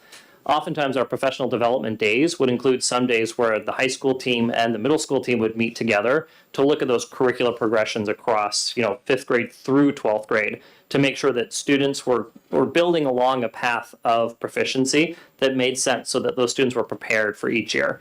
But so much of that work is the work of building a curriculum and building competencies that's done at a local level. Some districts have curriculum directors or curriculum administrators that help to lead that work within the district. But it's really done on a course-specific basis, because every course has to have a set of competencies attached to that. And then I would say, too, it's a little bit less about, grading whether a student got a 70% or an 80% or 90%. But, if you have, a chemistry course, there are going to be 10 or 12 competencies associated with that course. And then within the curriculum, you're going to have a set of very specific assignments for each of those competencies that a student has to complete those assignments with a level of proficiency to be considered proficient on that particular competency. And it could include a collection of laboratory reports, student writing, quiz or unit test. But it's usually not just one thing that determines a student set of proficiency, but a student's performance across a variety of different types of assessments that then leads to the teacher saying, yes, on this particular competency, that student is proficient. And that really is done at the teacher level. So it's a local issue. Yeah, curriculum and instruction very much is driven by local teachers. Yeah. Katie? Representative Paterno? Yes, it's Representative Paterno. Chairman Ladd, thank you. You're welcome. Thank you for being here, and thank you for taking my question. Mr. Bramante, you've mentioned school choice several times. And I'm wondering, and you also mentioned meeting every child's needs and meeting their interests and passions. Do you recommend doing this within their assigned school districts, or would you be open to the concept of opening the borders of the districts for open enrollment across the districts in order to meet these students' needs? Personally, I am an anytime, any place, anyhow, any pace kind of person. So I have no problem doing whatever is in the best interest of the student. The simple example that I used to give, can't give it anymore because of a recent change, but I used to say, well, what if we have, and I live in Durham, so what if we have in our district this 6'3", 240-pound kid that, runs the 109.9, but we don't have a football team at Oyster River. Shouldn't, this is the possibility of giving this kid an opportunity to get a college scholarship or what else. Shouldn't that student be able to go to a school where he or she can get that kind of opportunity. And I found out recently Oyster River has joined with Portsmouth, so now the kids can play on the Portsmouth team. So so I like those kinds of choices. So to me, I've always said that if we're trying to get this vision done inside the walls of our schools, it'll never happen. That we need our community, we need the entire community to make this happen. And some of my Republican friends don't like me saying this, but Hillary Clinton was right when she said it takes a village. It's like, it really requires all of us to be in this. The community needs to say, we're part of the process of educating our kids. And to me, that's, if we do that well, then the sky's the limit for the possibilities that can offer our students. So, so I hope I answered the question. Representative Woodcock? Thank you, Chairman Ladd. Good afternoon, gentlemen. Thank you so much for being here. I appreciate your passion. I thought I was back in grad school with Education Philosophy 101. It's all the things we can dream. I believe that. And I believe in particularly the evaluation of CTE and how those skills are very clearly defined. Yep. You can tell you put the SAR in one way or the other, it doesn't work. We got that. However, a couple of things I was asked I was confused about.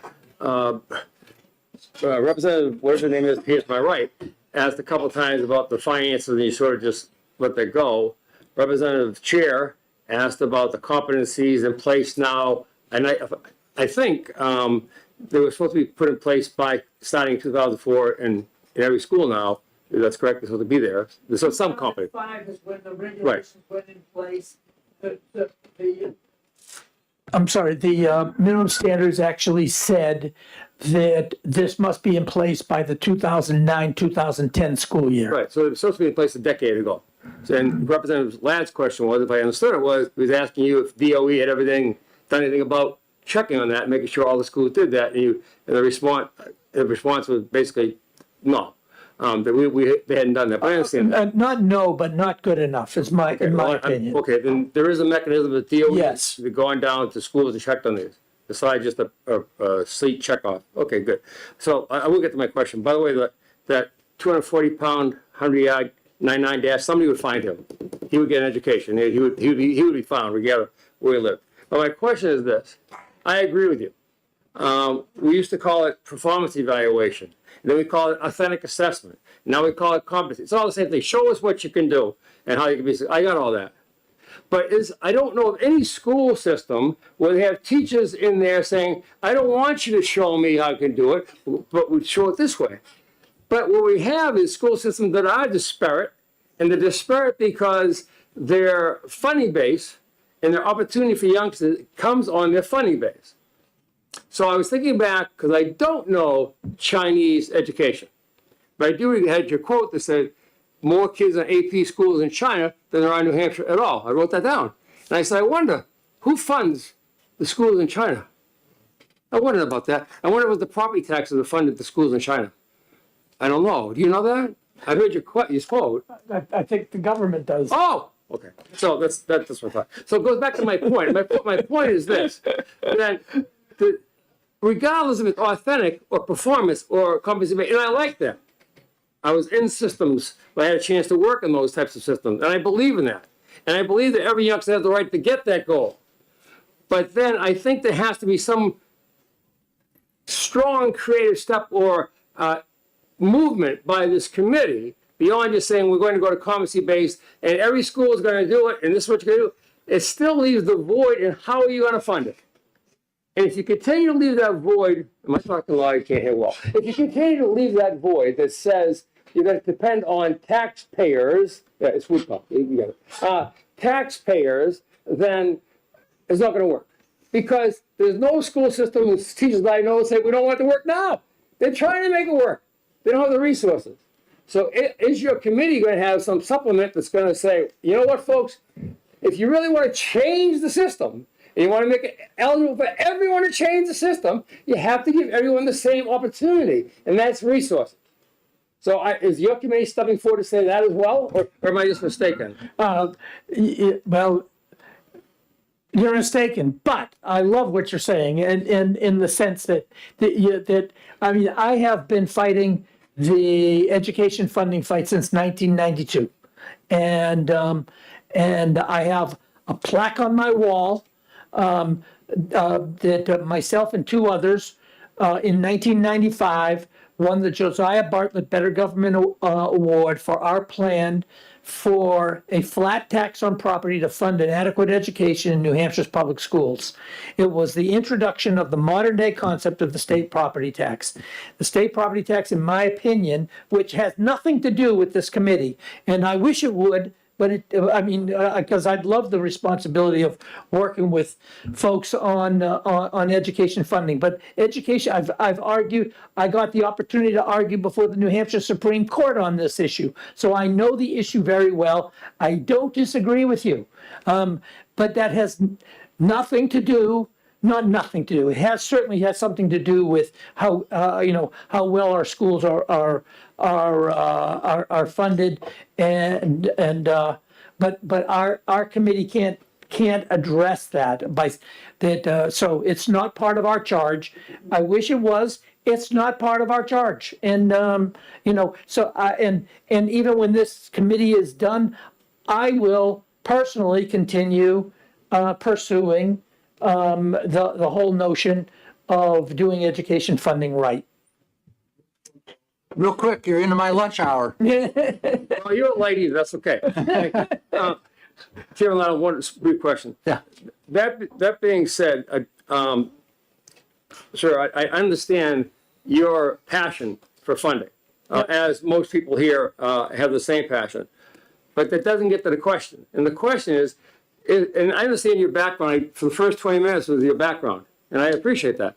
So I know where you're coming from. That being said, however, is this committee going to be bold enough in their introduction of their passion to the state board and to the whoever here's the next level to say that all this is great if it is funded? I mean, I understand it's not your charge, but that is part of the basket. That's the wrapping on the basket.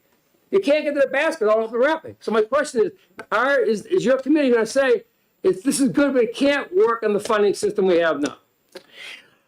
It is. Well, can it work on the funding system we have now? I believe it can work with the funding system that we have now. Is it going to work well with the funding system we have now? I have a problem with the funding system that we have now, personally. But we're on another subject. It's like you're asking me to put a different hat on. I get the hat. No, I'm asking you to stand up when you make a presentation to the state and say this will work if we fund it. That's all I'm asking. Representative, we're really off topic here, and we're, I'm going to allow one more question. Representative Damon, you haven't had anything to say here, but we have to take a break here because we have another one starting up at 1 o'clock in this room. Representative Damon. Thank you, Mr. Chair. I've actually had a lot to say in my head. However, I think it's really important that the word equity be articulated in this room now, and a recognition that the draft of the standards that we currently have available to look at completely erodes any attention to equity for students and educating professionals. And I would hope that the revised draft would be much more like what we are currently operating under, and that equity would be clearly stated as a need for schools to address. Thank you. Well, thank you very much, Nate and Fred, for. Can I just have Nate address that for just 1 second, Representative? For sure. Was there a question in there? It's kind of a question, and I'd love for Nate to respond. I know you'd like to respond. You have to hear a response. I don't know if it was an interrogative sense, a question or what. Okay, go ahead. Sure. So there was an earlier draft where there's a section in the 306s that talked about schools being required to identify gaps that are found in equity. And one of the original drafts had changed that to requiring schools to have a plan for addressing underachievement of students. What we've done now is we've actually combined those two statements together so that schools are both required to identify gaps in equity, the original language of the 306s, as well as develop a plan for how the school intends to address those gaps in equity. Better than what it was. I appreciate the answer, but that doesn't sound adequate. Okay, we're gonna cut it off Rick, right. just a point of clarification. When you have the new draft, Representative Cordelli and I were just kind of kibitzing here a little bit. Will there be a side-by-side with the new draft of the new language versus the old language? I will talk to our rules folks and see what we can put together. Thank you. I don't know how long it took you to do that, Jen, but this 109 or what, 20 pages is one heck of a task. But I want to thank you very much, Fred, and both Fred and Nate, and all those that came that have been part of this process. We look forward to receiving the next update or draft. And as with any process, there's got to be some accountability to ensure that we do a lot of statutory changes here on this committee, and it doesn't get done out in the field. And there's no hammer that DOE has to ensure it gets done. So I'm hoping we can, because this is a direction we got to go in. But there's a lot of local control here that's going to be making those decisions. And somehow we got to find that sweet spot, as you said earlier. Yes. Thanks very much, Rick, and thanks again for being here. But could we also get from the department the order of operations for this, just to make sure we understand where this committee and where the Oversight Commission fits into Yeah, that's part of the adjudicating process, which we'd like to have. We spoke of at the very beginning, Right, yes. right, terrific. Yes. Thank you.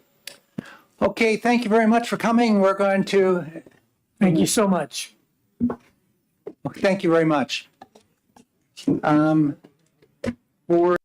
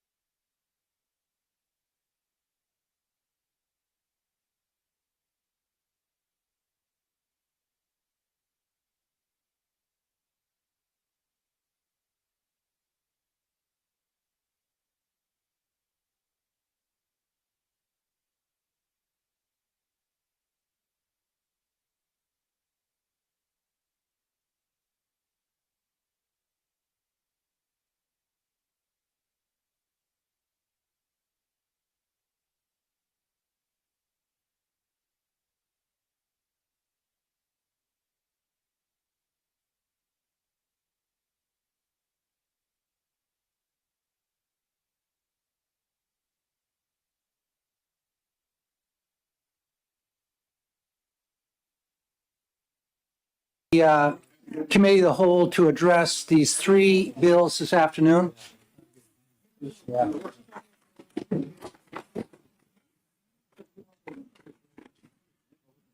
The first bill which I'd like to take up today would be HB 352. This is relative to excused absences due to a student's mental or behavioral health. We've had a pretty good discussion on this last time we met.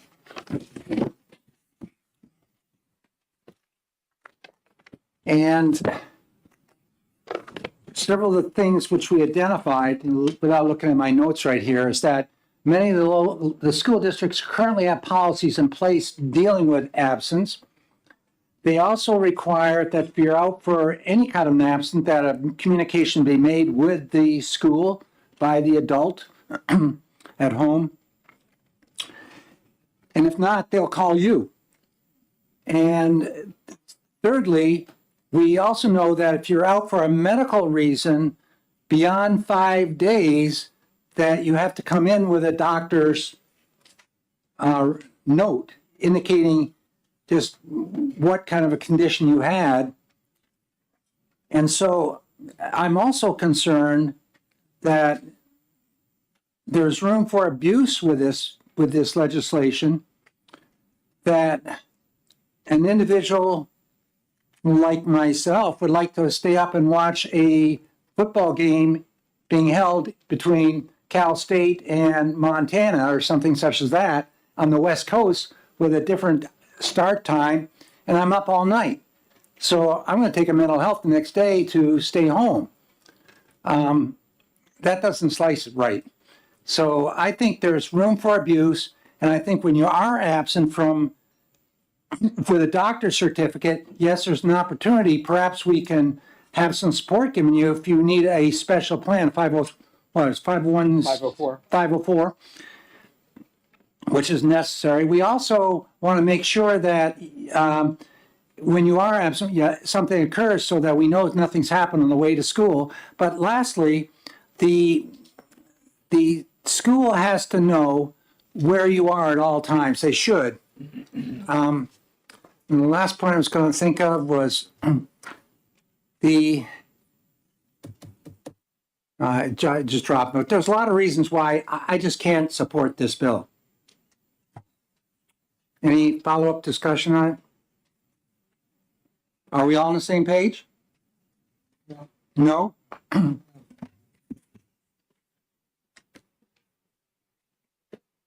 Rick, the one question I guess, notwithstanding the abuse that you talk about, notwithstanding the abuse that Rick talked about, my concern would be is that if a student is in fact under the care of a physician and has acknowledged with the school that this is not an incidental kind of a thing. This would be either a chronic or somebody's under the care and has to be out of school. I mean, I would think that I'd want some protection for that, not the abuse issue, but I do believe that there are some students who may be under care and that there ought to be some allowances. Now, whether or not that can already be done in a school district and this piece of legislation is not relevant or needed, that's a whole nother question. But I don't know. That would be my concern. Now, do you believe that if I'm going to take a mental health day for whatever the reason might be, because I'm allowed how many of them? 5? Mm-hmm. And I get credit for attendance at school for that given day. Well, I know there's a huge test coming up tomorrow. I'm just not going to go to school. I'm taking a mental health day. Now, are they going to get credit for attendance? So you're asking me that question? Well, I'm asking the whole committee, is that right? So, Rick? Yeah. Yeah, one of the pieces of information we received during the hearing on 352 was that other states, looks like at least 12 other states, have adopted similar measures. And so, we should be able to get answers to the question that you just asked Mel, you know, with respect to what happens to a student if they, you know, take a mental health excused absence on a day of a test. And we'd probably be able to find out from those other states what they've seen as far as, you know, I don't know what you want to call it, unintended consequences as a result of students taking those mental health days. You know, I don't think New Hampshire is necessarily being the pioneer in this area. Yes, Representative Hall? Yes, thank you. I'm thinking whether it's mental health, whether it's the flu, whether it's whatever, the parent writes a note that says my child was out sick, period. If you get a doctor's note, the doctor's not going to tell you what they have. I don't think. They shouldn't. They should just say, you know, they cannot attend school for the next 2 weeks. They shouldn't tell them why. Shouldn't tell them it's because of mental health or it's because they got diabetes or whatever it is. So I think what we have in place right now works. Go ahead. It's just a subcommittee, or basically. Okay.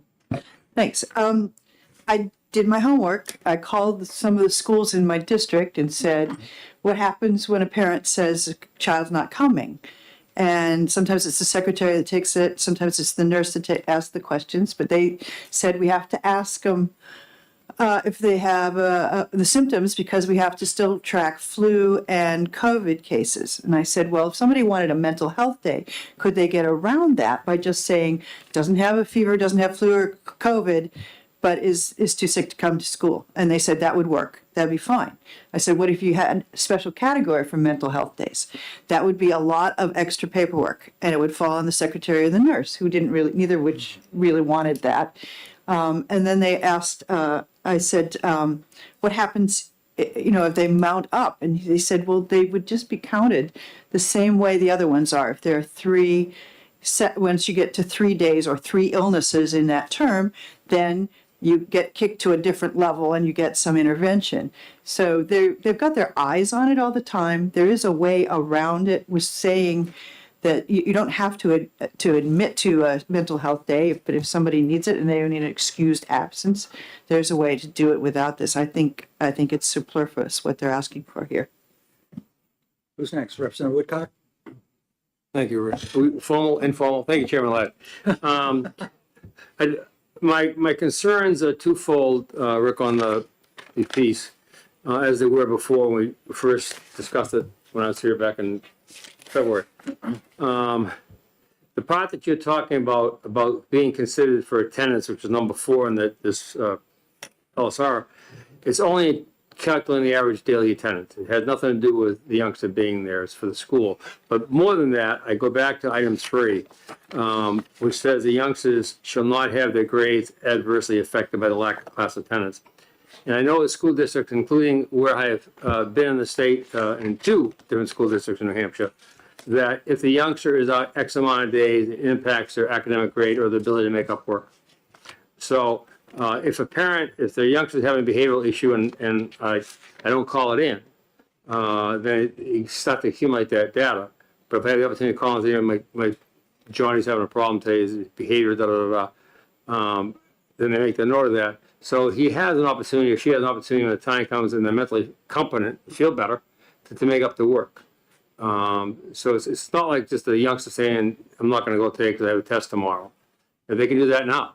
And whatever the school policy is to make up a test, they will. I mean, you're not going to get out of the test. But we're talking about someone who doesn't become mentally ill or have a behavioral issue just the day of the test, unless they happen to have phobia for exams. And we're talking about a real problem. And that's a concern I have, Rick, with 3 and 4. 4 doesn't impact anything, the average daily attendance. But 3 impacts it to me. My concern is the youngster can be negatively impacted by something he has no control of. And that's a poor, I would suggest that that's a poor school district policy, but that's the policy most folks have because we don't have this caveat to it. Thank you. Yeah. Further discussion? Representative Cordelli? Thank you. The current statute requires that school boards establish policies related to all this, including a definition of excused absence and a process for considering exceptions to absences, not excused, process for intervention when necessary with individual students. So I think it's pretty well covered in that it requires these policies to be in place already. Go ahead. They don't require that these two conditions be included in the policy. It's like setting the standards for curricula. They don't tell you what they have to be in place. This says, you know what? This has to be in your policy. That's all it says. Doesn't tell you how the school district's gonna deal with it, just says this has to be considered in the policy. That's all. I mean, this is not 20, I mean, I'm sure the issues 20 years ago were similar, but they seem to have been exacerbated over the last 5 or 6 years. We have a lot more youngsters who are dealing with significantly more emotional and behavioral issues. So I just think now it just tells the school board, folks, wake up, you have to include these two. That's all this says. Thank you. So what's your definition of mental health? I have a mental health issue. I'm just going to say, I didn't come to school today, I have a mental health issue. What could that be? Well, Rick, are you speaking as you or as the parent? I mean, you as the youngster, you as the parent. Either. Let's say you're the parent of that student. Okay? Are you? Parent of that student calls in, you got to believe it. What's your option? You're not going to question on it. I mean, if they're legitimate, they have hard enough time saying those words to you, to a secretary or a nurse or anyone else, or a teacher ever taking attendance. If they're not legitimate, there's not a damn thing you can do about it. On any absence. So if the parent calls in and says, my child's not well. That's it. That's it. Yeah. Why do you have to have a policy then for mental health if they can No, say you're my just child's not well? you're adding these two pieces in there because school districts, some don't have that. And you have the attendance caveat that says you miss X amount of days, it starts to negatively impact your grade. That's all. Representative Belcher? Thank you, Mr. Chair. And just to follow up on some of that, the way that I see this particular policy being written is, first of all, right away, I don't think any of us dispute the fact that sometimes a mental health day might be necessary for a student. However, currently, I don't see anything, first of all, in law that would prevent them from taking a mental health day. They can do that. Second, what this seems to do by calling out mental health specifically as opposed to physical health, it seems to be setting up a discriminatory system where somebody with mental health is going to be treated differently than somebody with a physical ailment, where somebody who might need to be out sick for an extended time because of long COVID or whatever is going to be treated differently from somebody with a mental health issue. They would be failed because they missed more than 5 days, whereas somebody with a mental health issue would not be. And that seems like a problem. If this is necessary to be addressed, it seems like this needs to be broadened in scope to include physical elements, not just mental, and then we can have the debate on that. Yeah. I hate to do this, but could we ask our retired superintendent on the committee on how Berlin dealt with something like this?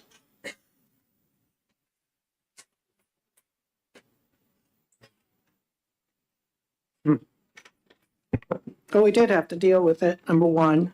I think we had a discussion about this already once, and I was not in support of this bill because I think there are mechanisms in place to excuse families that are struggling with a student with a mental health crisis or a behavioral crisis. And 9 times out of 10, the school administration, school nurse, whatever, has worked with a parent and knows that there's a diagnosed mental health issue. If you've got a student that, say, has behavioral issues because they've experienced post-traumatic stress disorder, someone in that school will hopefully know that, because if that child goes beyond the 5 days of absence, hopefully there is a 504 plan to make accommodations for that. Or if it's so severe that they have to miss a lot, that there's an IEP with an identification of other health impaired. So I think there are mechanisms in place to make sure that those kids and that parent that calls and says, okay, today's a day that they have to be out, the school will also already know that is part of their mental health disorder. Further discussion on that one? So we're not gonna, we can't, we're not all here right now. But we can take a straw vote. We could take a vote. But how many people at this point in time saying this bill is already taken care of through policy and procedures in the school, so it's not needed? How many people are on that page? Put your hands up. So who's counting here? 1, 2, 3, 4, 5, 6, 7, 8, 10, 11. You got 12, I got 11 now. So I think we have a majority there saying that, I don't think anybody's saying that we don't want to deal with the issue of mental health, but I think at this point in time, we have a process. All we're going to do is complicate that process, and I've had that happen in the schools I've had. In fact, I had a nurse back up north. Her name was Mary Bell, and Mary was on top of everything that was going on with the families, especially those families who were maybe going through a divorce or there had been some kind of abuse in the family, and we understood. And so I think that there's that awareness, but I also believe that there's ways that a parent could call in and say, my child isn't well today.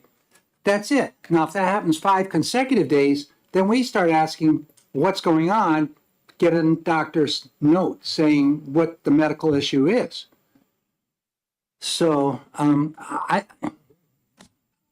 good with moving on beyond this bill, and we're gonna have a lot of bills like that this year, and we're gonna have to start deciding, is it already occurring through policy in the schools? If it is, let's move on.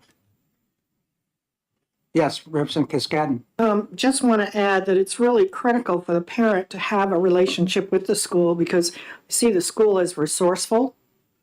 And if the parent needs resources, the school should be able to offer what resources they have or where the parent can find resources. Yeah. So there has to be that communication between the two, because you want to support kids in all their capacities. Okay. Alrighty, so let's go on to the next bill then. So with that, we'll probably have a motion come forward during the November 13th meeting to ITL that bill. And we'll write the blurb in such a manner that we're explaining why. Okay, the next bill, we have 2 other bills dealing with mental health today. Already buried it. Yeah. We have one that's modifying 193E. Oh, I'm trying to find my sheet. I buried it. 151? Yeah. It is. That's 151. Yes. And it does have bipartisan, it's, if you look at it, the majority of people signing on were senators, and then there's 4 reps, which Representative Cornell was one. So, and there was bipartisan part on the part of those senators.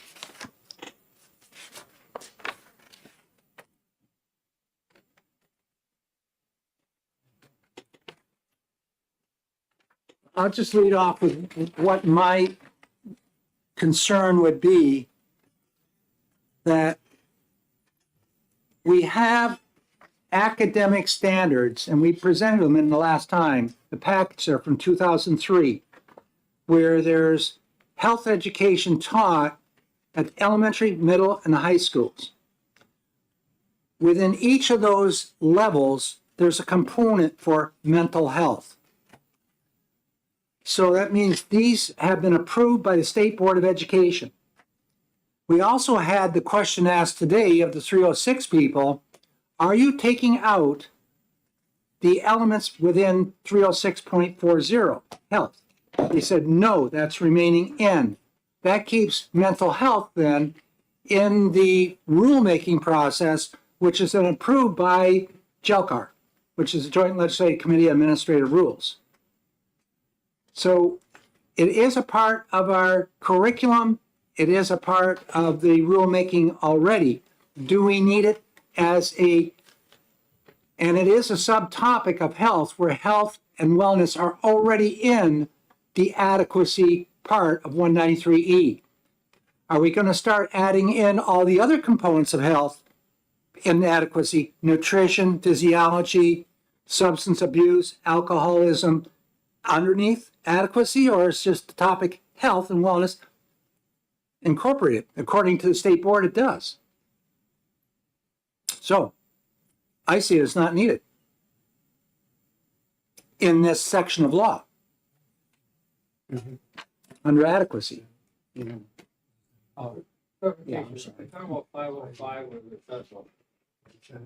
I'm talking about 151, which is the Senate bill.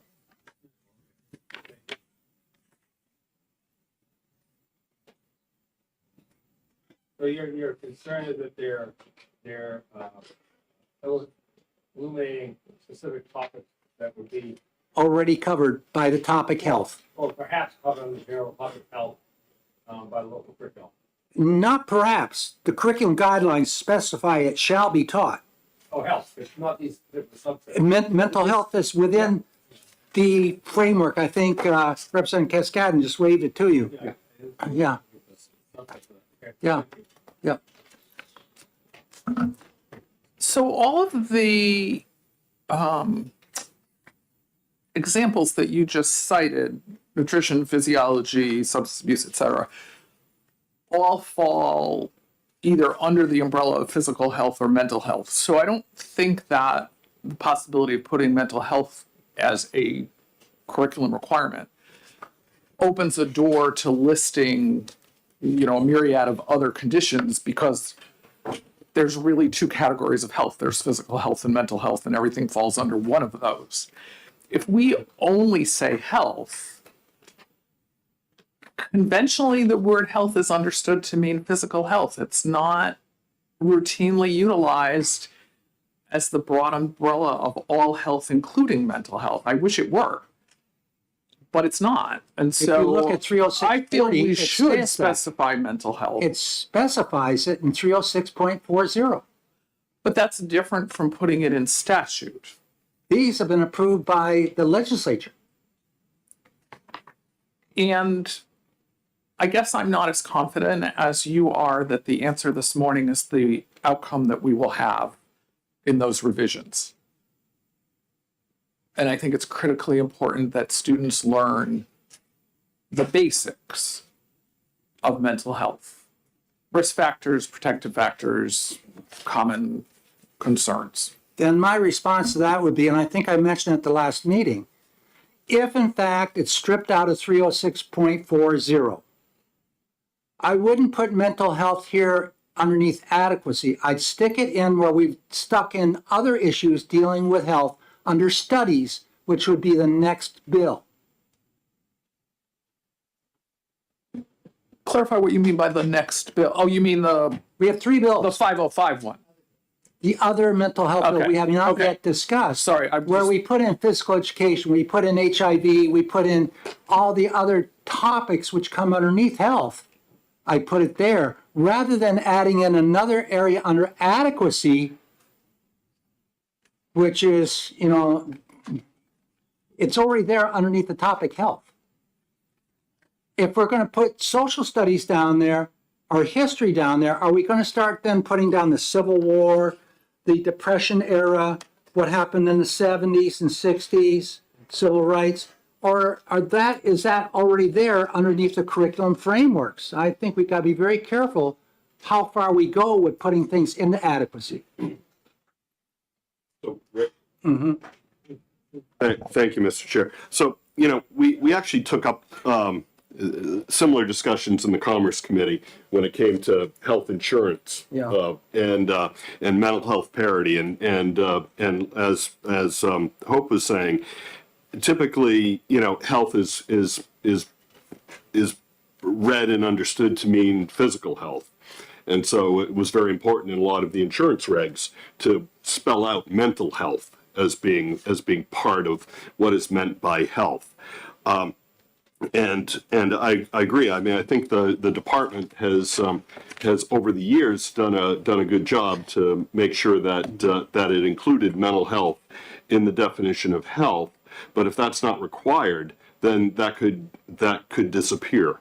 So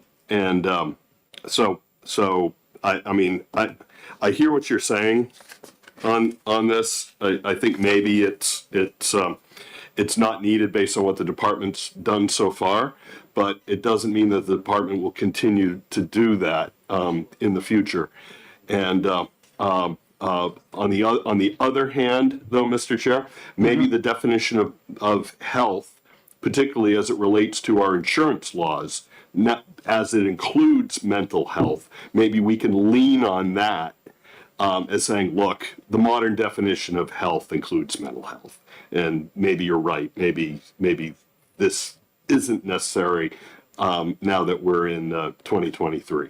If you look at 189.10, where it says studies, Roman 2, it says the school board shall ensure that health education, physical education, to include the importance of exercise and wellness, are taught to pupils as part of the curriculum, specifically to include physiology, hygiene, health and interpersonal relationships, physical education, and wellness as they relate to the effects of school, alcohol, and other drugs, prevention of sexual violence, child abuse.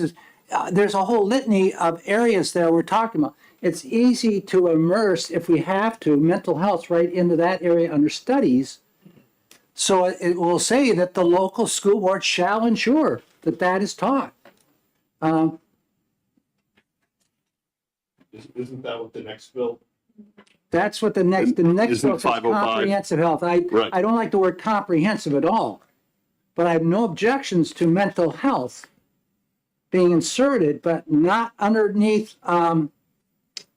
adequacy, 193.8, for a lot of reasons. Yeah, fair enough. And I think you're right. Under studies, it certainly, if it were put there, it would make it clear that mental health is part of health. Rick, I think also, as you queried this morning, we don't know what's going to be in the That's proposed right. standards. That's right. So my sense is, why don't we wait and see exactly what? Well, that's what I was hoping to get it to. After that. Yeah, Yeah. sure, yeah, Yeah. yeah. It's coming Well, out next. yeah. They said they were going to take these to the state board in what, November? November 9th. 9th. We meet the 13th. We meet the 13th. Yeah. Woo. Yeah. It's really tight. Yeah. If they meet when they say they're going to meet. Well, yeah.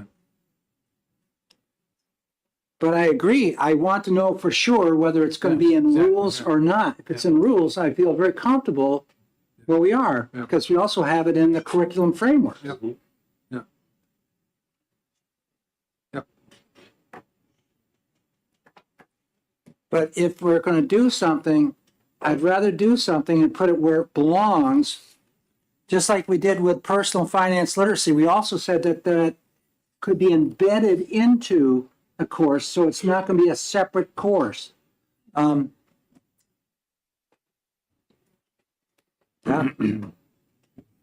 So where's everybody on this? Mr. Chair. Yes? So I appreciate your explanation and the contrast between adequacy, putting it into adequacy versus studies.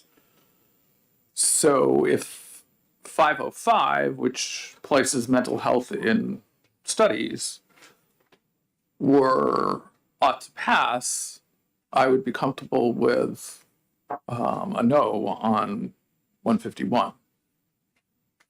You're doing that on the premise that may we modify Roman 2 and 189.10 and say something the health education to include mental health, physical education, we can work it in there somehow Yes. and put it in the proper location. This is where Anthony was advising us to put a lot of this stuff. If it's not in rule, if it's not a framework where you have an academic standard, do not add any more stuff into the adequacy part of the law. Do it here. Anthony's now gone to California, so. Where they don't teach calculus. Is that a strategy that we could play with here? So I think if we're gonna have that strategy, then the only thing I would change in the latter bill, the one we haven't, I'd take the word comprehensive out. And just the words, mental health. And insert that in studies. Not, where's that now, Glenn, in what chapter law? It's in 18910, yeah, 2. Roman 2. Yeah, so it's in the right place. Yeah, Representative Cascadden. Yeah, definitely, I agree. My problem with that 504 was the word comprehensive. Yeah. Because what does it mean? So if that word came out of this bill, does that mean that the current framework curriculum would still work? Yeah, Yeah, okay, even if it's 20 years old. great. I know it needs to be rewritten, but, I mean, schools have had to focus a lot more on mental health these last 5-10 Yeah, years, okay. even more so now. So I guess if we're good with this strategy, we've done our homework. So we need to bring forward an amendment to just take out the word comprehensive On 505. on 505. Yeah, and we're also going to determine what the state board is doing on the 9th, was it? Yeah, on the 9th. Hopefully they keep mental health in 306. And all the other components of health. Well, it sounded like they were going to do that. That's what it said, yeah. But I also heard conflicting comments from some people participating that are meeting tomorrow with them. That there's one area where this person's saying all the elements in science have been stripped. However, that's not what I was told by Dr. Green or by Fred. They're saying it's going to be in. So I think it's more rumor. Right. So Rick, along those, Task force issues. Yeah, Yeah. that's not our problem. so along those lines, do we want to, what do you think about scheduling a, oversight committee meeting for after the board receives the, rules? Yeah, I think we'll have to do that. We should do that, though, when we can get a copy of what they're presenting, whether they're sending a package with the draft as we've seen it, and then all the hearing stuff setting aside. That's not what I want to see. I want to see this merged, Mm-hmm. or at least acted upon. If they want it, fine. If they don't, they don't. But I'd like to see that final report going to the board, and for us to schedule then a oversight committee, but we're gonna have to do it quickly because that November's coming on as fast. Right, right. Well, the 10th would be the first date that Yeah, could even be possible to So do that. We should know probably the week before whether it's on the agenda for the state Right, board. right. Okay. But you also, I mean, the report goes to the board, we'll have what that final report is. But the board may also make some changes in that Yeah. document too. Underneath. yeah. mhm. So, you know, Given what Representative Myler just said and the timelines for the legislative retained bills, I would vigorously support an OTP on 505 without the word comprehensive, regardless of what happens this fall with the 306, because we're not going to know the final outcome of that before we need to vote on this. We can have an amendment made, doing what you're saying, but we're not gonna act on that until the 13th.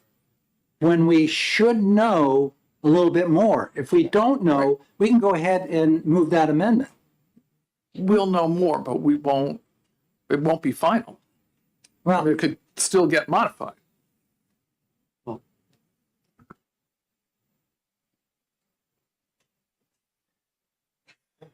I don't know. Well, in any event, we'd be ready for the 13th, and we're just holding off yeah, on the 13th and on seeing the where we 13th, are. if we don't know, we could move forward with it, that's all. But we should know, Because we have to have our reports out that week of the 13th, and 13th is a Monday. So they're meeting on the 9th, which is Thursday. So we have a little time there.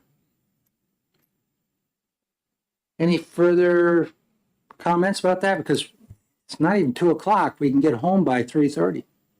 So, so Rick, Yeah. with respect to rules, which all of this seems to be, related to the 306s, does it, are the rules, I mean, the rules have to come to the oversight committee for review and recommendation.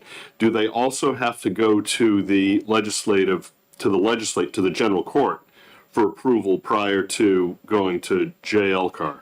That's something that you read it this morning, or somebody read That it. was, it's Yeah. very poorly written law. It is very poorly, that's right. But it looks to me that the statute does not call out JLCAR and 541 rulemaking for that, but that it has to go to the general court for approval. Any modifications to the minimum standards after the date of the 193 E2A have to go to the general court.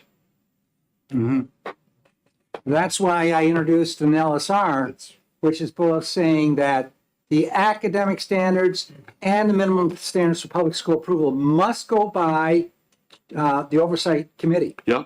And then E2A, Roman 4A says changes made by the Board of Education to the school approval standards through rulemaking after the effective date of the section, so law, shall not be included within the standards that constitute the opportunity to deliver an adequate education without prior adoption by the general court. The standards for an adequate education. Which is part of it. Is that the minimum standards for public school approval? It says changes made by the board to the school approval standards through rulemaking Yeah, keep reading. after the effective date of this section Yeah. shall not be included within the standards that constitute the opportunity for the delivery of an adequate education without prior adoption by the general court. That's kind of convoluted, Blah, blah, blah. blah, Yeah. blah, blah, Mickey Yeah. Mouse stuff. Yeah, but it also may mean that when the legislature adopted 193 E2A, that they were taking its role in terms of delivering a constitutionally adequate education very seriously. Well, my concern was based upon Dr. Green's comment this morning, when he said their attorneys are looking at this. Yeah.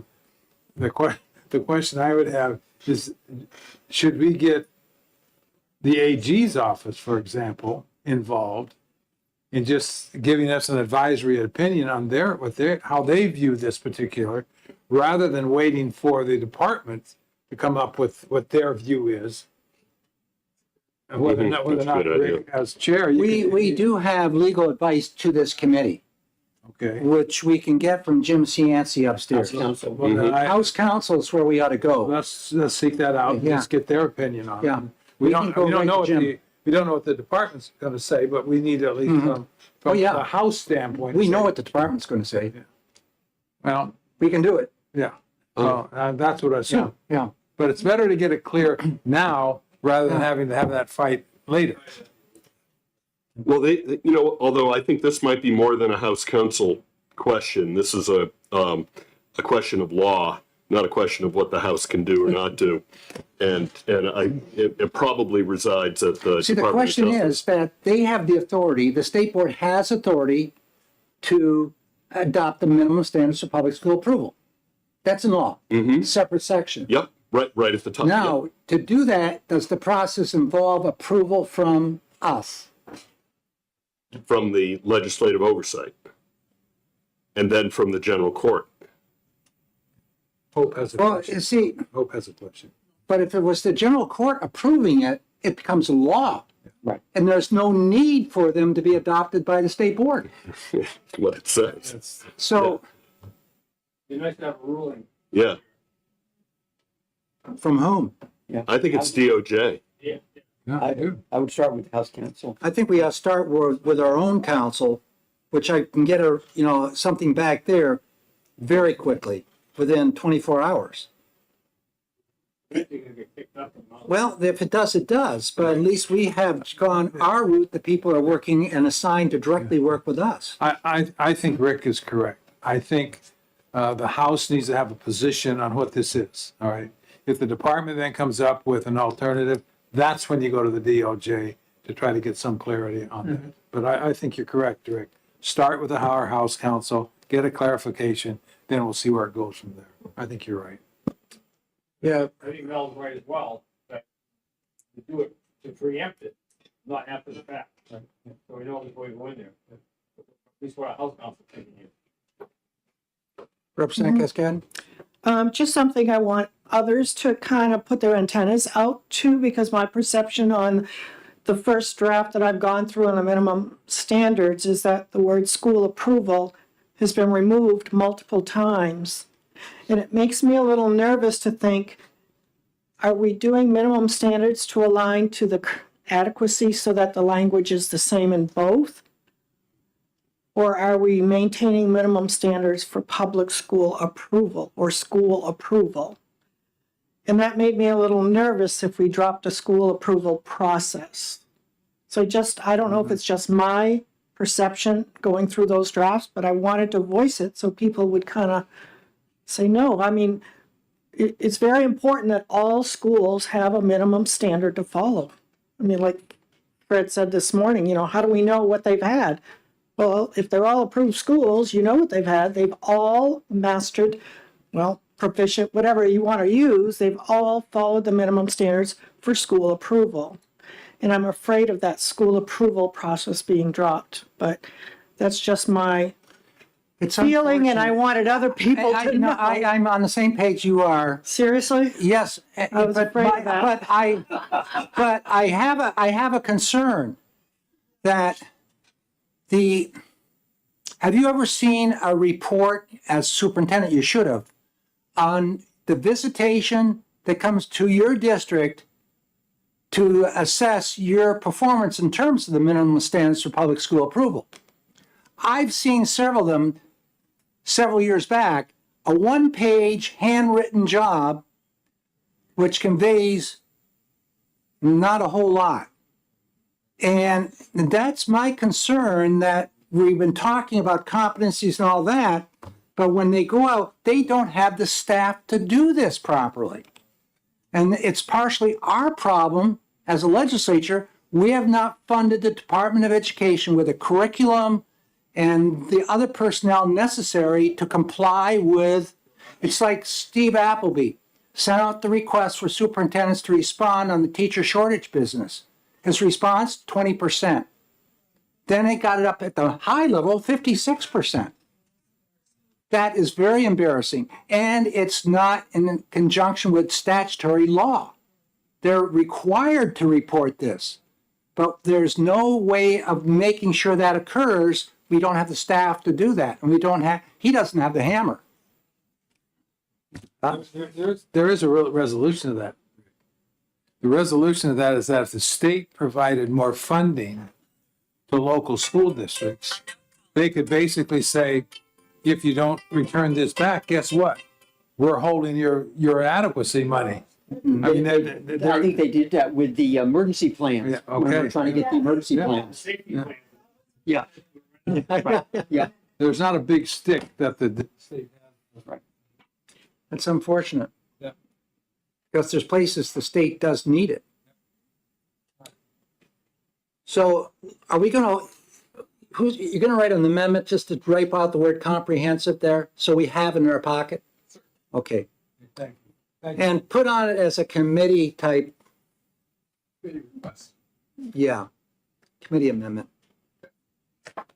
If everybody's good with that, if we have to go that route. If we have to go that route. Now, if we have 306 come in saying it's staying there, I'm not so sure we gotta do anything. I think if Hope's gonna do it, I don't think she can put committee on it. It'll go committee when it gets voted by the committee. Yeah. But I think it'll have Hope's name. Well, she can do it then. And If you wanna do it, Hope, go for it. Okay. And everybody else think about it, yeah. And hopefully we'll get a response on the 9th. Anything else? Yes. Any chance we can get a hard copy of those new regs when those come out? I know Jen's not here today, or she's not here this afternoon, but. I'm concerned too, because here they said we took all that and put it back in. I know, And And so we're reading stuff that's ancient. And it's lengthy, so you really need, well, for me, I need a hard copy to be able to note and mark and. Well, after tomorrow, if they're gonna make some decisions, maybe I'll contact Nate and see if he will send us where they are with their draft as of that date. So we can look at that. I Seem to be keeping it very close to their chest. Yeah. Well, them too. Yeah, we're good. Thanks a lot.